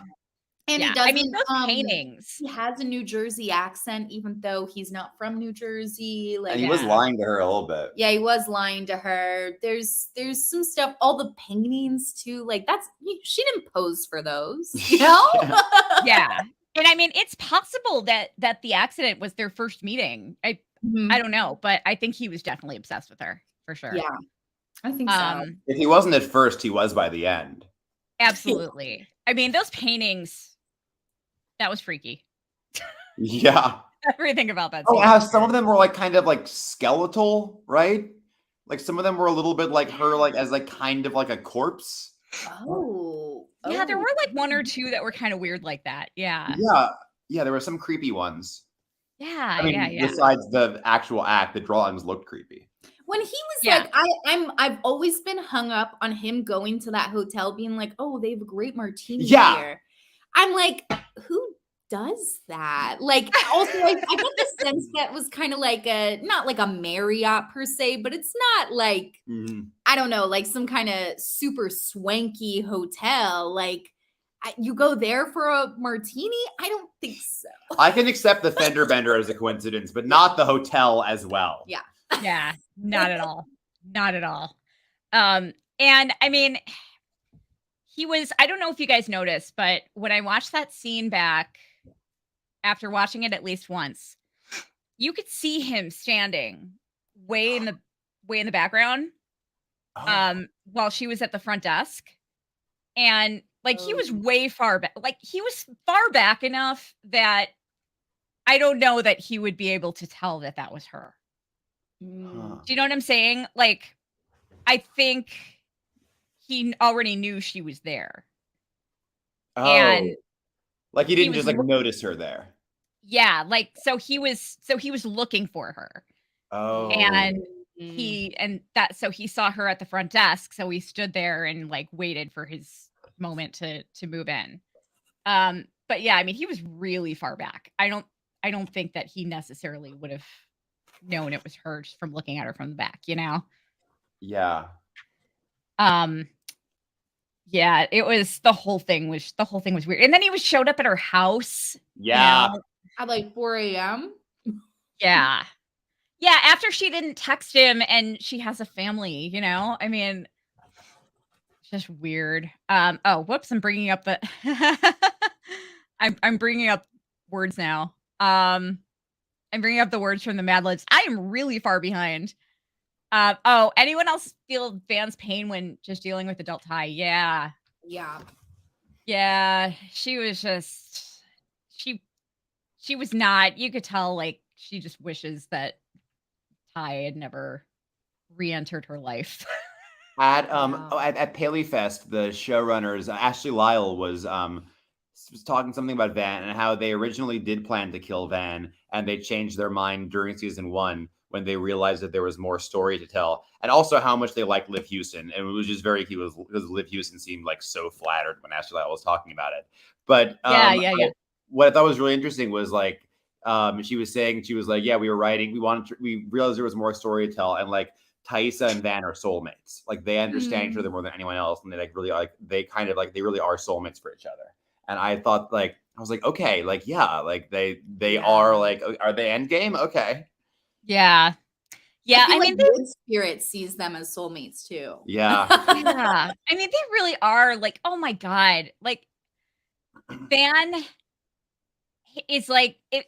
I keep saying that the most unrealistic thing on this show to me is that there could be 2 high schoolers in a relationship like that. Because their relationship is just so beautiful and perfect. Oh yeah. and wonderful and like there's no high school relationship exists like that. But yeah, I mean it they really do seem like soulmates. I mean, Van is just, man, talk about selfless, you know? Yeah. Oh my God. And oh, is there a bad Sandy? I like that. Exactly. I don't think so. Lottie also told Misty she All about needs to save Steve. our baby. That was creepy. That was creepy. Oh my God. I feel so, I'm afraid to see the fallout from this. Like, Yeah. I'm afraid for Shauna. She's gonna be going through it. I feel like also now Thaisa, it's like in a moment of desperation, she does that Woods prayer. Lottie's comment in the dream that's like, soon you'll understand. I feel like Shauna's about to be at that tipping point and she's biting people where, you know, she's like about to turn because she's just in such an extremely low place. Yeah. You know, I feel like it's about to come like completely unhinged with that group of girls. And she wasn't exactly on solid ground before that also. No, So not at all. Yeah, definitely not. You know, it's everyone's raving about Sophie and Elise's performance in this episode, and I totally agree. But honestly, I think like what even tops tonight was her performance in, I forget which episode it was, but it was when Ty was calling her out in front of everybody for talking to dead Jackie. oh yeah. Like, and Coach Ben is like, Jesus Christ. Yeah.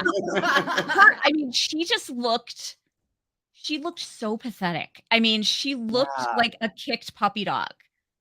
I mean, it was just, I've never seen such expression before in a young actor like that. I mean, it was just amazing. I hope she gets an Emmy this season. They deserve it. Yeah, you're right. Oh my God, she's so good. She's so sincere. Like it's hard to dislike her because like when she does all, like you could tell she really doesn't, like she's really just trying to hold it together all the time. Yeah, for sure. Oh, hey, Straw Dogs. Do you think there will be a point where the 90s timeline will move completely out of the wilderness? I'm hoping that we get to see like them being rescued, you know? Yeah, that was We already a great did a little clip bit. Yeah. that we saw. I even appreciated the flashback to the sex ed class. I thought that was like so fun. Yeah. I fucking Randy. Randy in that scene. You know what was weird though? It was somebody else playing Jeff. Yeah. It was a different actor playing Jeff, which I thought was really weird. It wasn't the Jeff from the pilot, but Mhm. it was what was weird about it is, and that happens sometimes. Like, I mean, they had a Right. different Kevin in the pilot, but And what was Aquila weird was about recast. it? Mhm. What's that?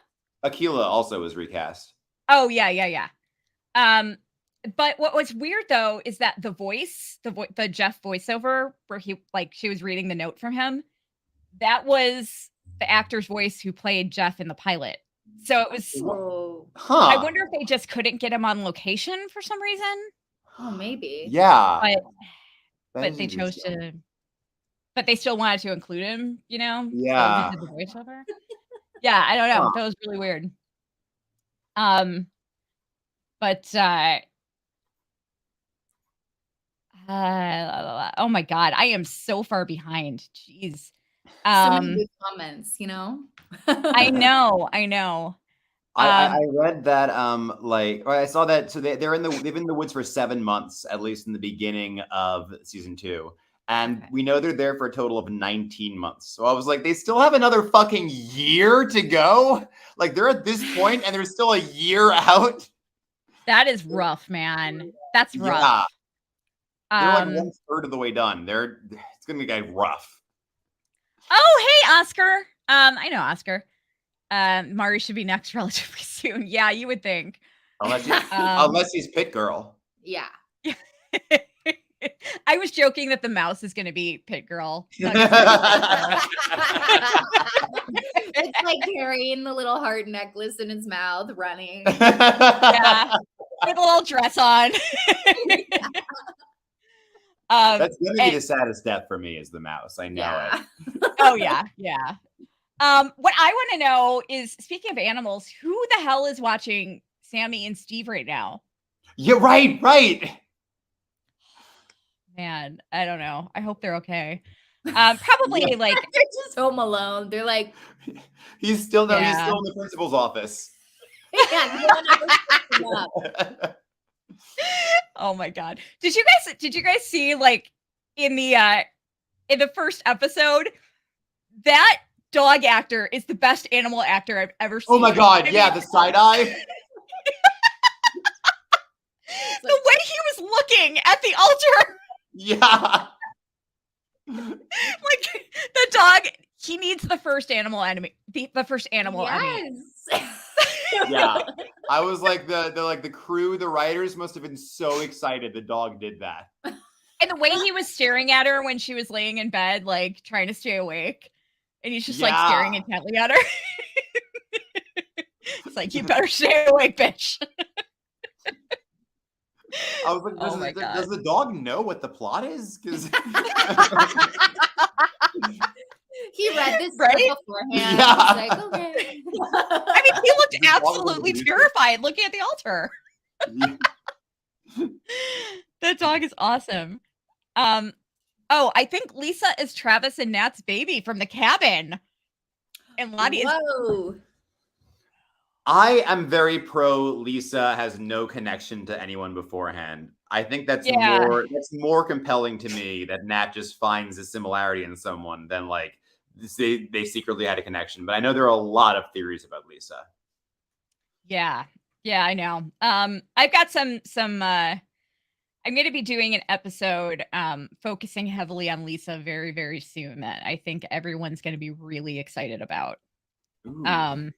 There was some good fish arc in this story too, in this app.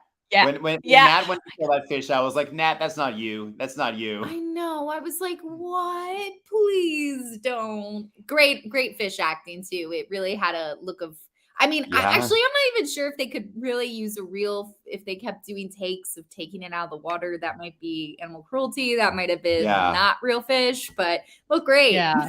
I think Nat has the biggest heart out of all of them. Oh yeah, absolutely. The writers have been through some shit because they I'm watching how these characters deal with trauma, and it is just so spot on. Like the way that Natalie deals with trauma, like you see her trying to do things that aren't like her, you know, things that go outside of her kind nature. Right. And she tries and she can't do it, you know? That's such a like these writers have clearly been through some shit because they're just nailing it. Oh yeah, they're definitely drunk. We see them holding liquor bottles. Oh good. Amazing. I'm I excited. can't wait for their party. Yes. I love Yes, Nat's I monologue know. on her trauma, like in that scene in the car in season 1 when she was like, "You guys are just as messed up as I am. You're all looking down on me, but you're all just like me." Yeah. I was like, Yeah. "Back." She just can't she can't hide it. You know, she's just she's authentic. Yes. And that's not necessarily a choice that she's making. It's just how she deals with everything. Like she just wears everything on her sleeve. Yeah. You know? Yeah. I thought the comment this episode where it's like I killed the I think it's like the only person I loved, or there was some, I'm not sure the exact phrasing, but it was essentially that. And then you know, she said, "Is that Travis?" And Nat didn't answer. And it's like, I would presume she's talking about Travis, but maybe not. Maybe there's going to be something coming. I also feel like we've been saying Lottie's like the antler queen, but now I'm starting to be like, I feel like maybe again, this show might be trying to lead us down a path and then be like, actually, Nat is going to be like a really key role in this. I think Nat was talking about the mouse. Oh, yeah. Yeah. Yeah, definitely. Definitely. Yeah. I agree. Nugget was the only person she ever loved. They're building towards that. Yeah. Yeah. Or yeah. and the 14th Gilly just reminded her so much of Nugget she couldn't take it, and that's why she's like, I can't. Yeah. Faye Fire remembers your woman. Awesome. Oh my God, imagine Allie, the freshman, showing up at the cult desperately trying to everybody else is there, right? Yeah, she's like, Lottie, why weren't you at the reunion I organized? Oh my God. Oh, this is interesting. Do you think Shauna would have punched Jackie if she were there? How do you think that would have gone if Jackie was there? Like, oof. Shauna just lost the baby that she made with Jackie's boyfriend. I feel like Jackie would have eventually, especially when Shauna's like bleeding, I think that their friendship would have trumped her running around with Jeff at the end of the day. I think I could see Jackie ending up actually being like the bigger person and being like, you know what, I'm gonna like support my friend and take care of her.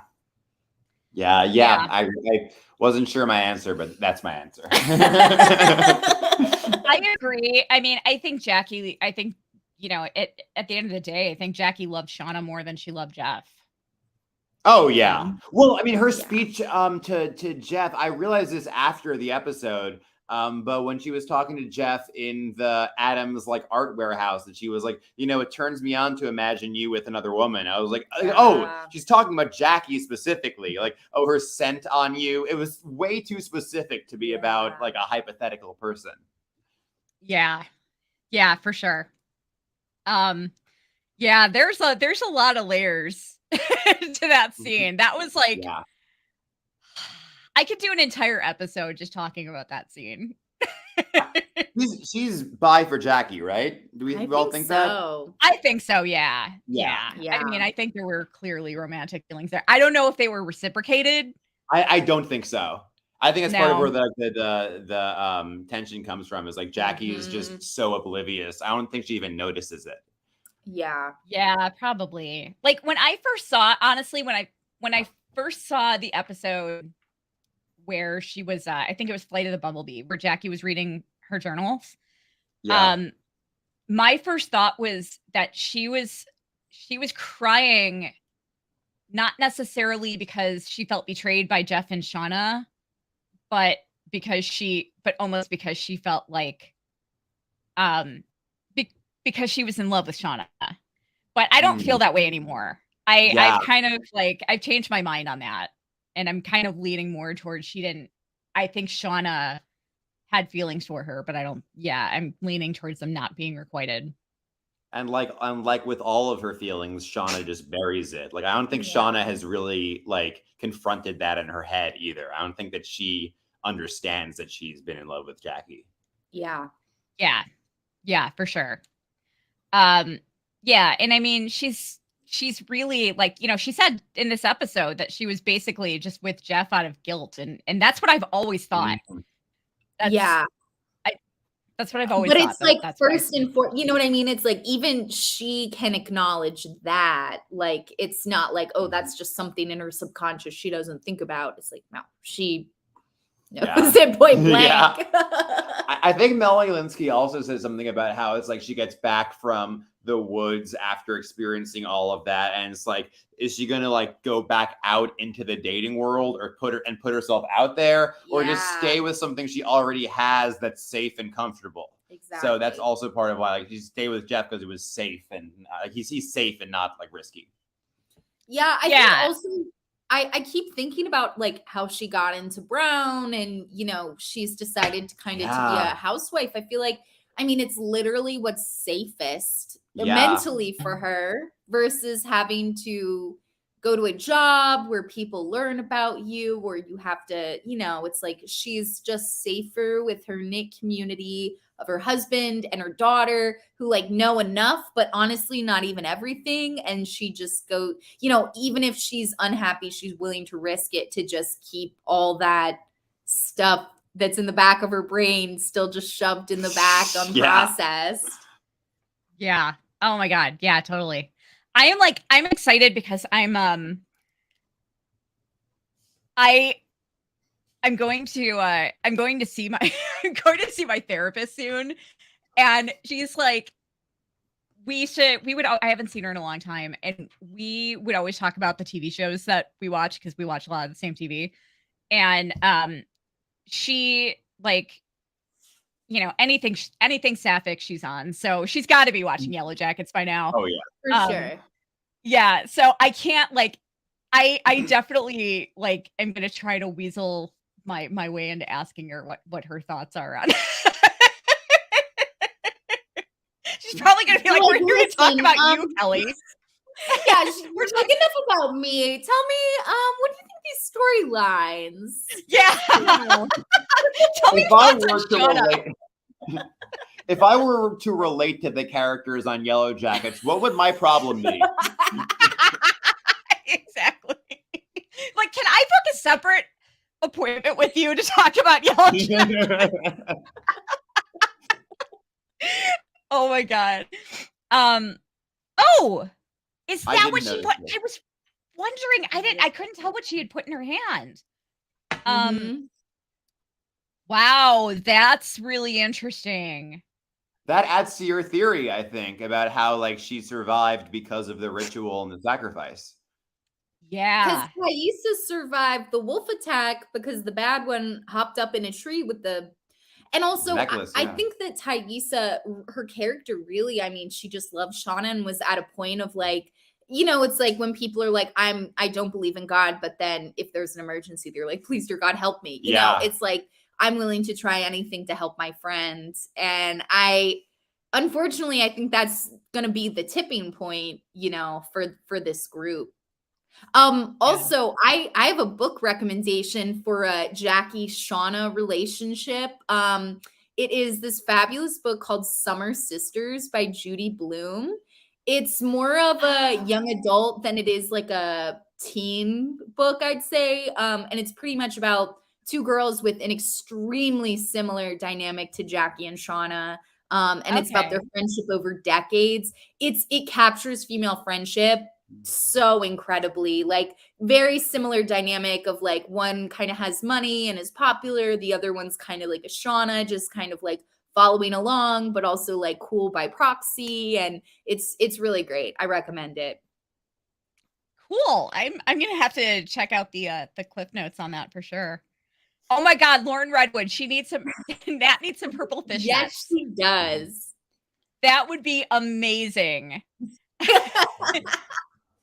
Carrie's I'm laughing. sure Claudia will get her Just those go. if she's there long enough. Yeah.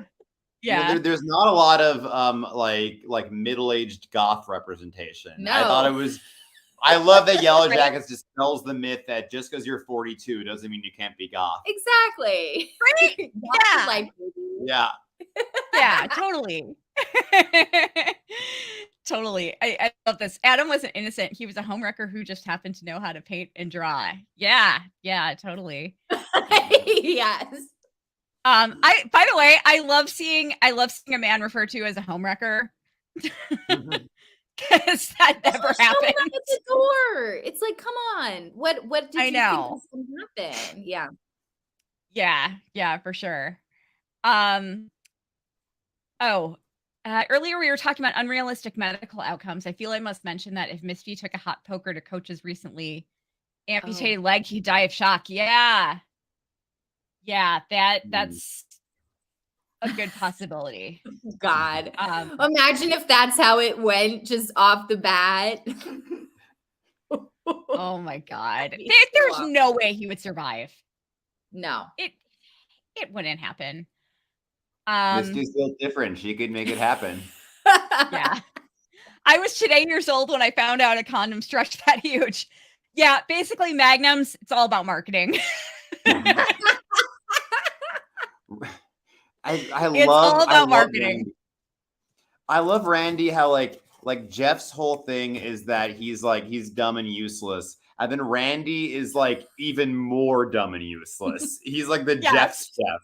How like he couldn't even be trusted to jack off. That was all he had to do. And he couldn't. He's so useless. Can't do it. Yeah. Even the simplest, like just go in the other room and jack off. Even that is too much for Randy. Too much to ask from him. Oh my God. I love Van's I love Van's Randy burn in this episode. Yeah. Wait, what was it? If you can't fit, then like you need to go see a doctor because that sounds like a medical condition. It was something like that. That was hilarious. Who do you think they have on the stick they're carrying in the future episode stills? Everyone's saying it's Javi. I don't know. I'm thinking it's Crystal. I don't know. Oh, like a body hanging from a stick, like barbecue style? Yeah. Like I'm thinking that they retrieve Crystal and bring her back, you know? I could see that. Yeah. Oh, Carrie. Yeah. Let's not forget to support the WGA on strike. Yes. Ashley Lyle made a tweet about it. You see that? Yeah. Yeah. You know, I saw a tweet that just infuriated me. Oh no. Someone posted that they were on the picket line and like two actors walked by. They didn't name who it was, but two actors walked by and were like mocking the protesters. I was like, were they like known actors? They didn't say. They just said two actors that they recognized. I'm like, what? Oh my God. Oh my God. I mean, that is so slimy. Yeah. Yeah. So slimy. They wouldn't have jobs. Like, yeah. It's wild. Or they're going to be reading lines written by AI. Good luck. Good luck. Exactly. Exactly. I think Ashley Lyle tweeted like they had like one day in the writer's room and then they like went on strike. Wow. Yeah. But she was like supporting it and everything. Yeah, of course. Yeah. Yeah, pretty much. Team Nada just watched her father die not so far before the actual plane crashed. Okay. Yeah. I want to share a theory on this. On the whole thing with her father. I obviously that was very traumatic for her. I also think, and I think she's still, you know, she has to still be dealing with that trauma. How do you not? I mean, right. You saw your father shoot himself in the face in front of you. After trying to kill him yourself. Yeah. I actually feel like she's also at the same time carrying around feelings because he's already dead. I have this theory that she's carrying around feelings of guilt for not killing him. for not being the one to Ooh. kill him. Because it's like she tried, you know, Right. like she tried to kill him, and She she pulled the did it trigger. to save her mother.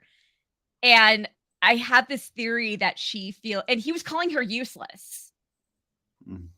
And I have this theory that haunts her, that she couldn't be the one to do it, that she failed at being the one to do it, and he ended up doing it by himself accidentally.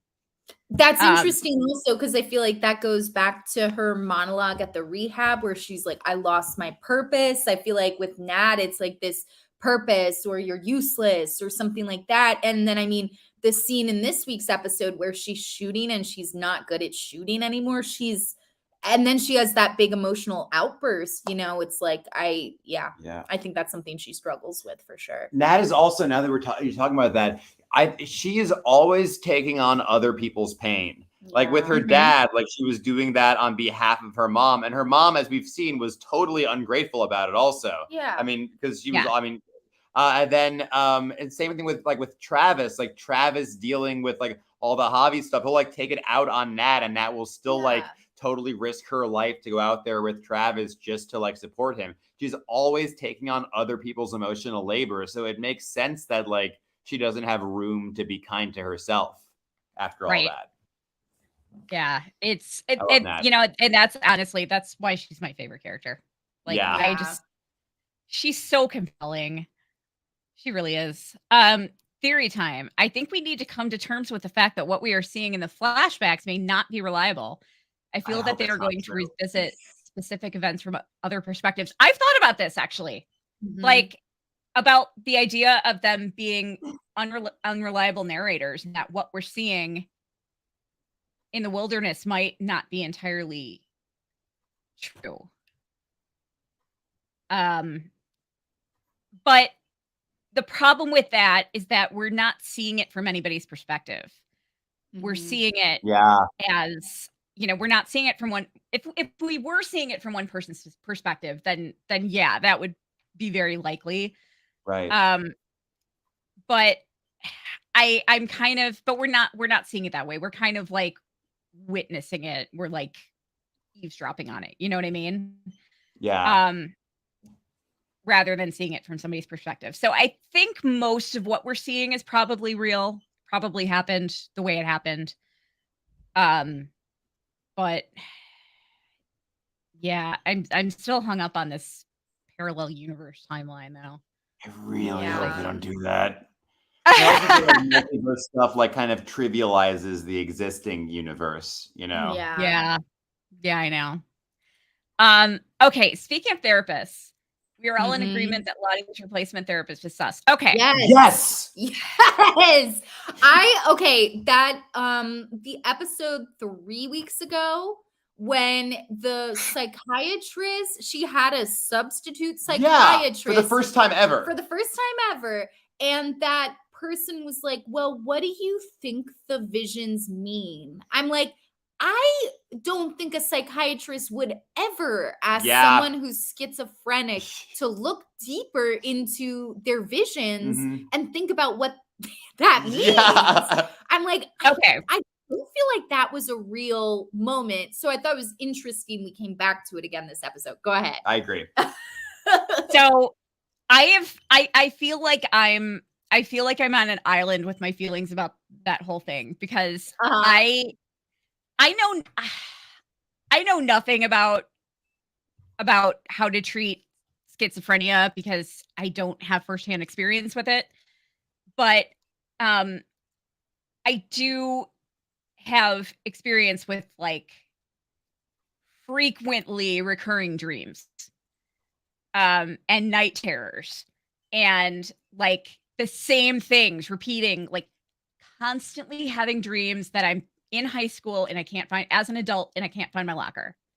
And it's always the same thing. I always cannot find my locker. I'm always like the age that I'm at now, and I can never find my locker. And like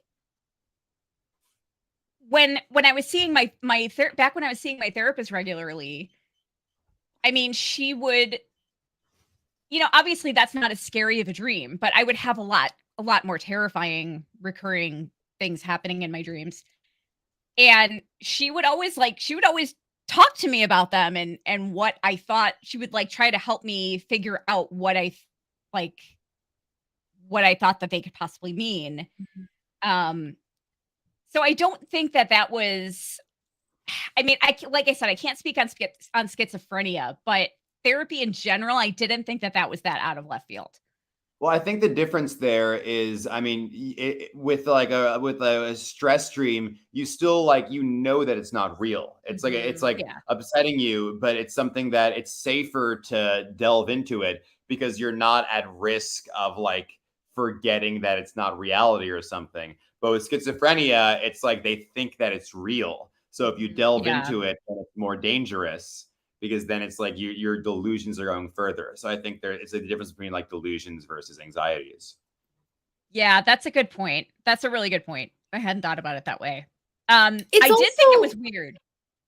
Yeah, I did think it was weird that we didn't see her face in this episode. Oh, yeah. Lottie's general philosophy too of how she's treating these people and her negative kind of like history of mental health and psychiatry on a grander scale too. I was really surprised to see her going to a psychiatrist. Obviously not that you can't do both of these things or you shouldn't be on medication, but I was just kind of surprised. So I was like, I'm not sure. I don't know. What surprised me, what still surprises me is in the first episode, after Lottie gets the electroshock therapy, then she goes up to that other patient and she's like, they can help you like they helped me. I was like, oh, she's in? She's like, she is down with this now after that? She believes it helped her? I'm still waiting to see where that went. I took they to mean something like... Oh, okay. Oh, okay. Because then she puts her hand on her heart, I think, right? And does the calming thing. Okay. Yeah, she does the whole breathing thing with her. No, you know what? I mean, what just blew my mind in this episode, though, is the fucking symbol. At the very end? Oh my God. Like, yeah. That's fucking crazy. So do you think that Lottie designed it like that on purpose, or it was just there? I don't think so. Ooh. I think it was like either it was, I don't know, man. Either it was like that already. Like she bought property that was kind of laid out like that, or she set it up like that. Yeah, or she set it up like that subconsciously.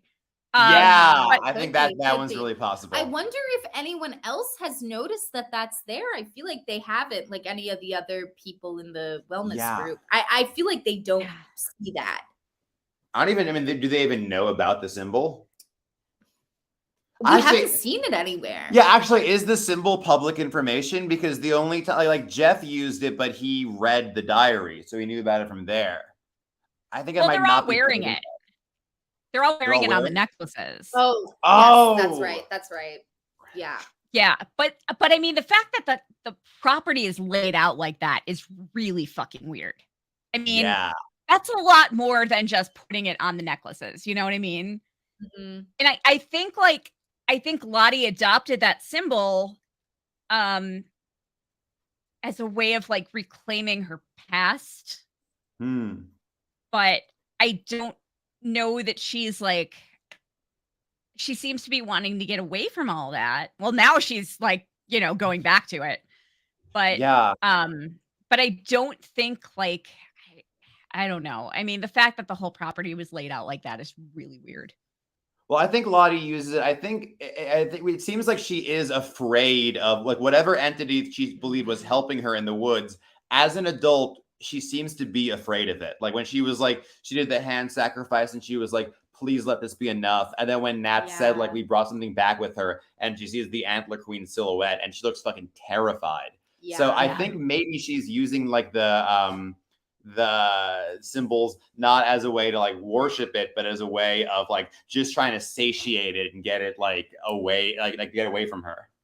Yeah, I was rewatching season 1 and I hit that scene where Lottie doesn't want to go in the cabin and she says bad things have happened here. Yeah, right. And I, it's like in my head, I'm always like, Lottie gung-ho with all these wood spirits trying to bring it on. But it's like, I kind of forget that in the beginning, she was the very first person that's like, hell no. Right. So I think it's interesting to see kind of like adult Lottie return to that mindset. Yeah. Yeah, it is for sure. It definitely freaked me out that she said that she thinks that she might never have been sick. Yeah. It's like she's she might be right. Yeah. We've been trying to figure that out ourselves. Yeah. I mean, how did she know that the car was going to crash at the intersection? Exactly. Yeah. Yeah, exactly. So this is interesting. Whoever they're carrying is wearing Converse. I don't think Crystal was wearing Converse when she died. Javi wears Converse. So that makes me think, where are they carrying him from? I think maybe they find him wherever he was hiding out. Maybe he gets away and they like, because that's got to be explained where he was. You know what I mean? Tunnels, right? Gotta be. That's what I'm thinking. It has to be. He has to have been underground. Because I mean, we saw those tunnels in Lonnie's vision. Yeah. Yeah. I feel like we're gonna see that maybe by like the finale. Yeah. I feel like the finale might set up that there's tunnels and maybe like, who knows, maybe there's people in the tunnels. That'd be kind of like a bit much, but I feel like there's gonna be, I feel like there's gonna be something to those tunnels and we're gonna come back to it. It's also interesting because I've been thinking about this also. Lottie tells Shauna season 1, like, it's already inside you. We assume it's the baby comment. But then Shauna does that scary voice to Javi later. Oh, yeah. Run. Yeah. So I'm like, maybe it's whatever that was. And I'm like, for Javi, like, he looked horrified when Shauna was giving birth. Very scary, period. But I'm like, when Shauna's going to have this outburst in the scenes we see for this upcoming week, I could totally see him being like, I'm booking it again. Like, time to go back to my tunnel. Yeah. Yeah. Yeah. He looked afraid of Lottie and they'll when find Travis him. Yeah. What's that? He looked afraid of Lottie when Travis was trying to talk, and he looks like when he's about to, and then he looks over and he sees Lottie listening, and he like gets quiet again. Yeah, I noticed that. That was really suspicious.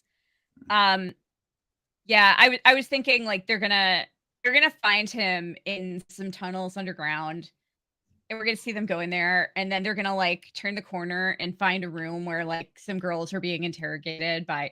No, I'm kidding. I'm talking about the Wilds. Have you guys seen the Wilds?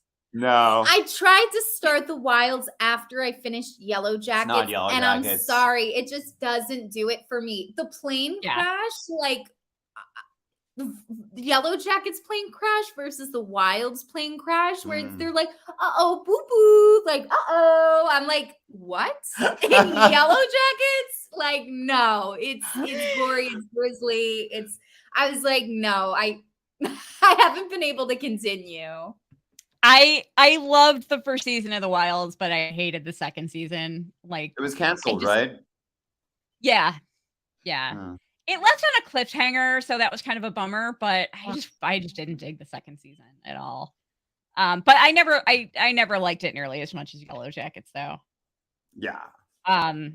Oh yeah, I loved how teenage Shauna caught on to people gossiping about Jeff's note. Yeah, because somebody whispered like, "Why is Jeff sending notes to Shauna?" Shauna's yeah. so And that's why. Okay, yeah, I get it. That's why she said Jackie likes poppies, because she was acting like. Oh, he was asking her that in the note. Yeah. Okay. I was wondering about that. I was like, why did she say that? I thought she was just trying to guilt him, but that makes more sense. Mm-hmm. Yeah. Yeah. But she is totally Miss Cunning in the police office. Yeah. Oh my God. It's You know, that self-sabotage. was He's too smart for it not to be. yeah. You know, I was really kind of thrown off by her in the police station because at first I was like, why is she being manipulative here? Like, what's going Yeah, I on? thought so too. But it seems like she was actually genuinely breaking down, which was really weird.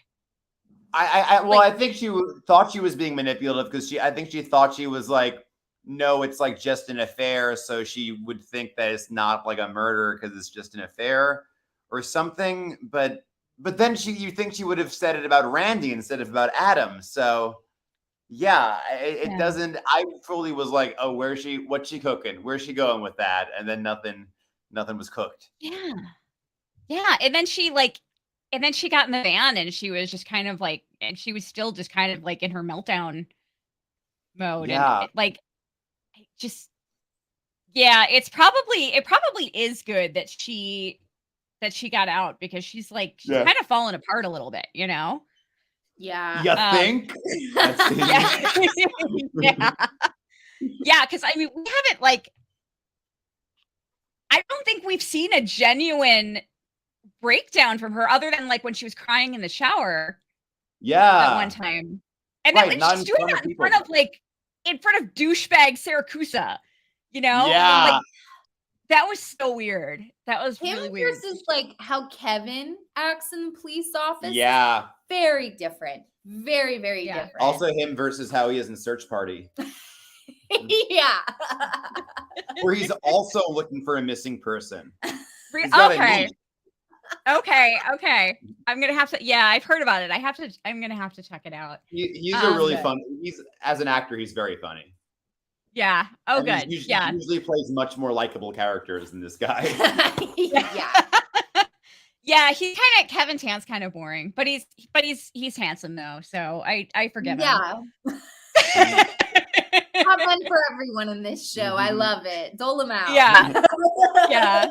Yeah. I mean, the younger cop is in Search Party, not Kevin. Oh, okay. I thought you were talking about. Okay, gotcha. No, Kevin's likable. Yeah. Yeah.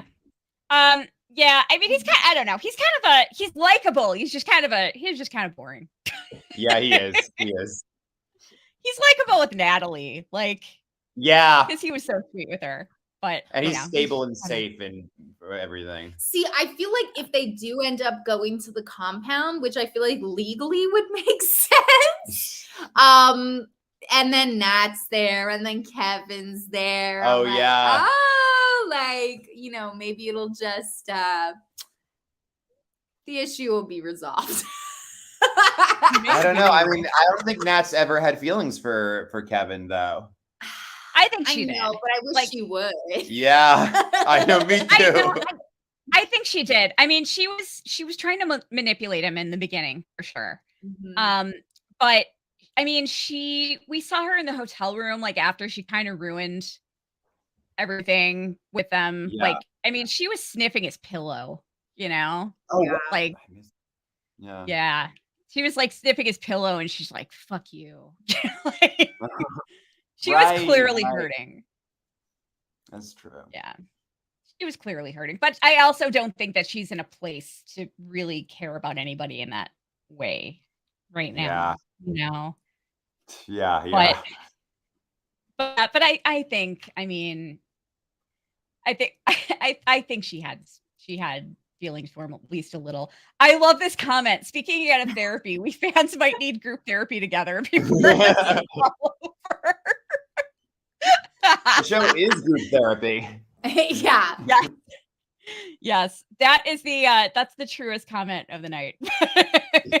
For sure. But yeah, the show is group therapy for sure. The Yellowjackets DSM, they're like, okay, well, based on who you relate to. Yes. And if you're a Misty, they immediately put you in jail. Yeah. Oh my God, that would be hilarious. They should do, you know how they did Camp Yellowjackets at South by Southwest? No. Yeah. They did, yeah. They did a Camp Yellowjackets thing at South by Southwest. It was like a total wilderness camping Yellowjackets themed thing. Wow. They could do something like that at like a wellness resort. And Oh yeah. and then they have like breakout sessions based on like who identifies with what character. Yeah. That would be hilarious. That would be really funny. I would totally, I would sign up for that. I mean, I don't know if I'd be able to afford it, but I'd sneak in or something. Yeah. I want to hang out with the Jeffs. Yeah. The Jeffs would be fun. The Jeffs would be like, a lot you of guys fun. are you guys are uncomplicated. You guys can just hang. Yeah. I'm just gonna be avoiding the Randys. Oh yeah. Yeah. But yeah, I'm probably I think the Ties would be a fun group. Yeah. Oh I think- yeah. Yeah. I think Ty, like, you know, Ty with all of her issues, I think she's probably the most fun to hang around with. Yeah. I get that feeling. Her and Van, I feel like too. Oh Yeah. yeah. Oh for sure. Yeah. I would, yeah, definitely. Van. I would love to go to Van's video store. Yeah, I was Oh, like, yeah. the minute I saw the store, I was like, should I start this business? And then I saw her like, you know, overdue. And then I was like, oh yeah, this probably isn't a good business model, huh? You know what? I was getting ready to wrap this up because I'm just feeling wiped out. But Shell just popped on, so I'm just gonna let her pop on quick here. Absolutely. Hi, Shell. Shell, are you there? Oh, did she pop on by mistake? Maybe. Oh, sorry, she's I don't know how to work this. Oh, Yay! there you are. Oh, I just popped on because I've been listening to the podcast and I love it and I love listening to it. That was all I wanted to add. Oh, thank you. Thank you. That's so sweet. I'm so glad you popped in because I'm always encouraging people to pop on and Jade is the only person who who ever does. Which I love. I love Jade for it. But. I was watching on Facebook. I didn't realize how to go to this. I'm not very technical savvy. A lot of us aren't. Okay, I have kids in the background though, so I will mute. Thanks for your work. I Awesome. love listening to it. Oh, thank you so much. Thank you for joining. I'm glad to have somebody pop on here because that's always fun. And Awesome. yeah, your dog is cute. Yeah. I was thinking the same thing. It's a photogenic dog. Yes. I'm not camera ready, so That is perfectly all right. I feel like the dog's talking to me. Yeah. Me too. all right. Awesome. Thanks, Yep. guys. You have a lovely accent for a dog. Good old Australian. Yes. I have so many Australians in here. It's so funny. I love it. So I know it's the middle of the afternoon for you over there. It is, which is why there's children. Yes. All right. Thanks, guys. I'll keep listening. This is awesome. You're awesome. Love all the theories. Oh. Love it all. Well, thank you so much for popping on. I'm glad you did. All right, Bye. take care. Have a good rest of your day. You too. Bye. Bye. Oh, that was sweet. want to- I'm glad we got somebody popping in. Yeah. I wanted to ask the dog if she knew the Thais's dog actor. Like what? Yes. As a dog, what do you think about that acting performance? Yeah. Yeah. See, I need to find out. Like, I actually checked the credits to see if they credited that dog. But You wanted to see they his other work? didn't credit the dog. I'm so bummed. Oh. Wow. At least not that I saw. Maybe I missed it. I don't know. But I need to find out who that dog is because he's like the best dog actor ever. But my back is killing me. So I am so sorry that I didn't get to everyone's comments, but I'm gonna do a separate video, like a quickie video later on, addressing any comments that people shared, like with theories or questions on, what our thoughts are or whatever. Cause I want to get to everybody, and I always feel bad if I didn't, because there are a lot of really good comments, and I hate. Yeah, some really good theories. Yeah, for sure. But yeah, I'm about to fall over, so I need to like pop a sleeping pill and hit the sack. No worries at all. Yeah, I feel that. But Nathaniel, it was great meeting you. Oh yeah, you too. It's been a pleasure. Yeah, I enjoyed having you on, and feel free to join with Pamela anytime. I definitely plan on having you back, Pamela. So. Oh, would love to be back. Isn't she great? Whenever I watch Yellowjackets, I'm like obsessively listening to the podcast, and then Nathaniel and I are like, let me know when you watch. I'm like, okay, but I was like, you need to just come over here. So I'm like, I'm glad we could all finally connect and have one big conversation together. I'm like, oh, it's like the Antler Queens family reunion, yes, exactly. I'm hoping I'll eventually get out there and we'll be able to pay you a visit and go on the Vanderpump Rules restaurant tour. Come on down. We'll take you to Pump. Yeah. Well, I think Pump is closing now. Oh, I think I just heard it was closing. Yeah. But yeah, we can go to Sir. Yeah. Sir and what's the other one? Phil Blanca. Is that it? Oh, I don't know. I think that's the name. I'm not sure. We'll find out. All right, everybody, thank you so much for joining me. And please show up next Sunday night. You'll get another entry for the jacket giveaway. And yeah, I know it's kind of like not really seasonal right now. You might have to wait a while to wear it. It's so crazy because I'm in the Chicago area, and last weekend I was wearing my jacket. I wore my Letterman jacket to the grocery store, and those things are so warm. Oh, good. And today I was like wearing a tank top, and I mean, it's like it was 40 degrees last weekend, and this weekend it was like in the 80s. That explains why they were so intent to salvage Jackie's jacket before burning her. If it's that warm. Yeah. Right. Yeah. Oh, they're super warm. Super warm. Oh yeah. Joe said it's almost winter in Australia. It's chilly. Yeah, that's true. I don't know that it ever gets that warm, that cold out there though. But yeah. All right. Well, I'm gonna wrap it up. Thank you guys so much for joining me. Pamela. Yeah, thanks for having us, Kelly. This was a lot of fun, and I'll see everybody soon. Bye, guys. Bye.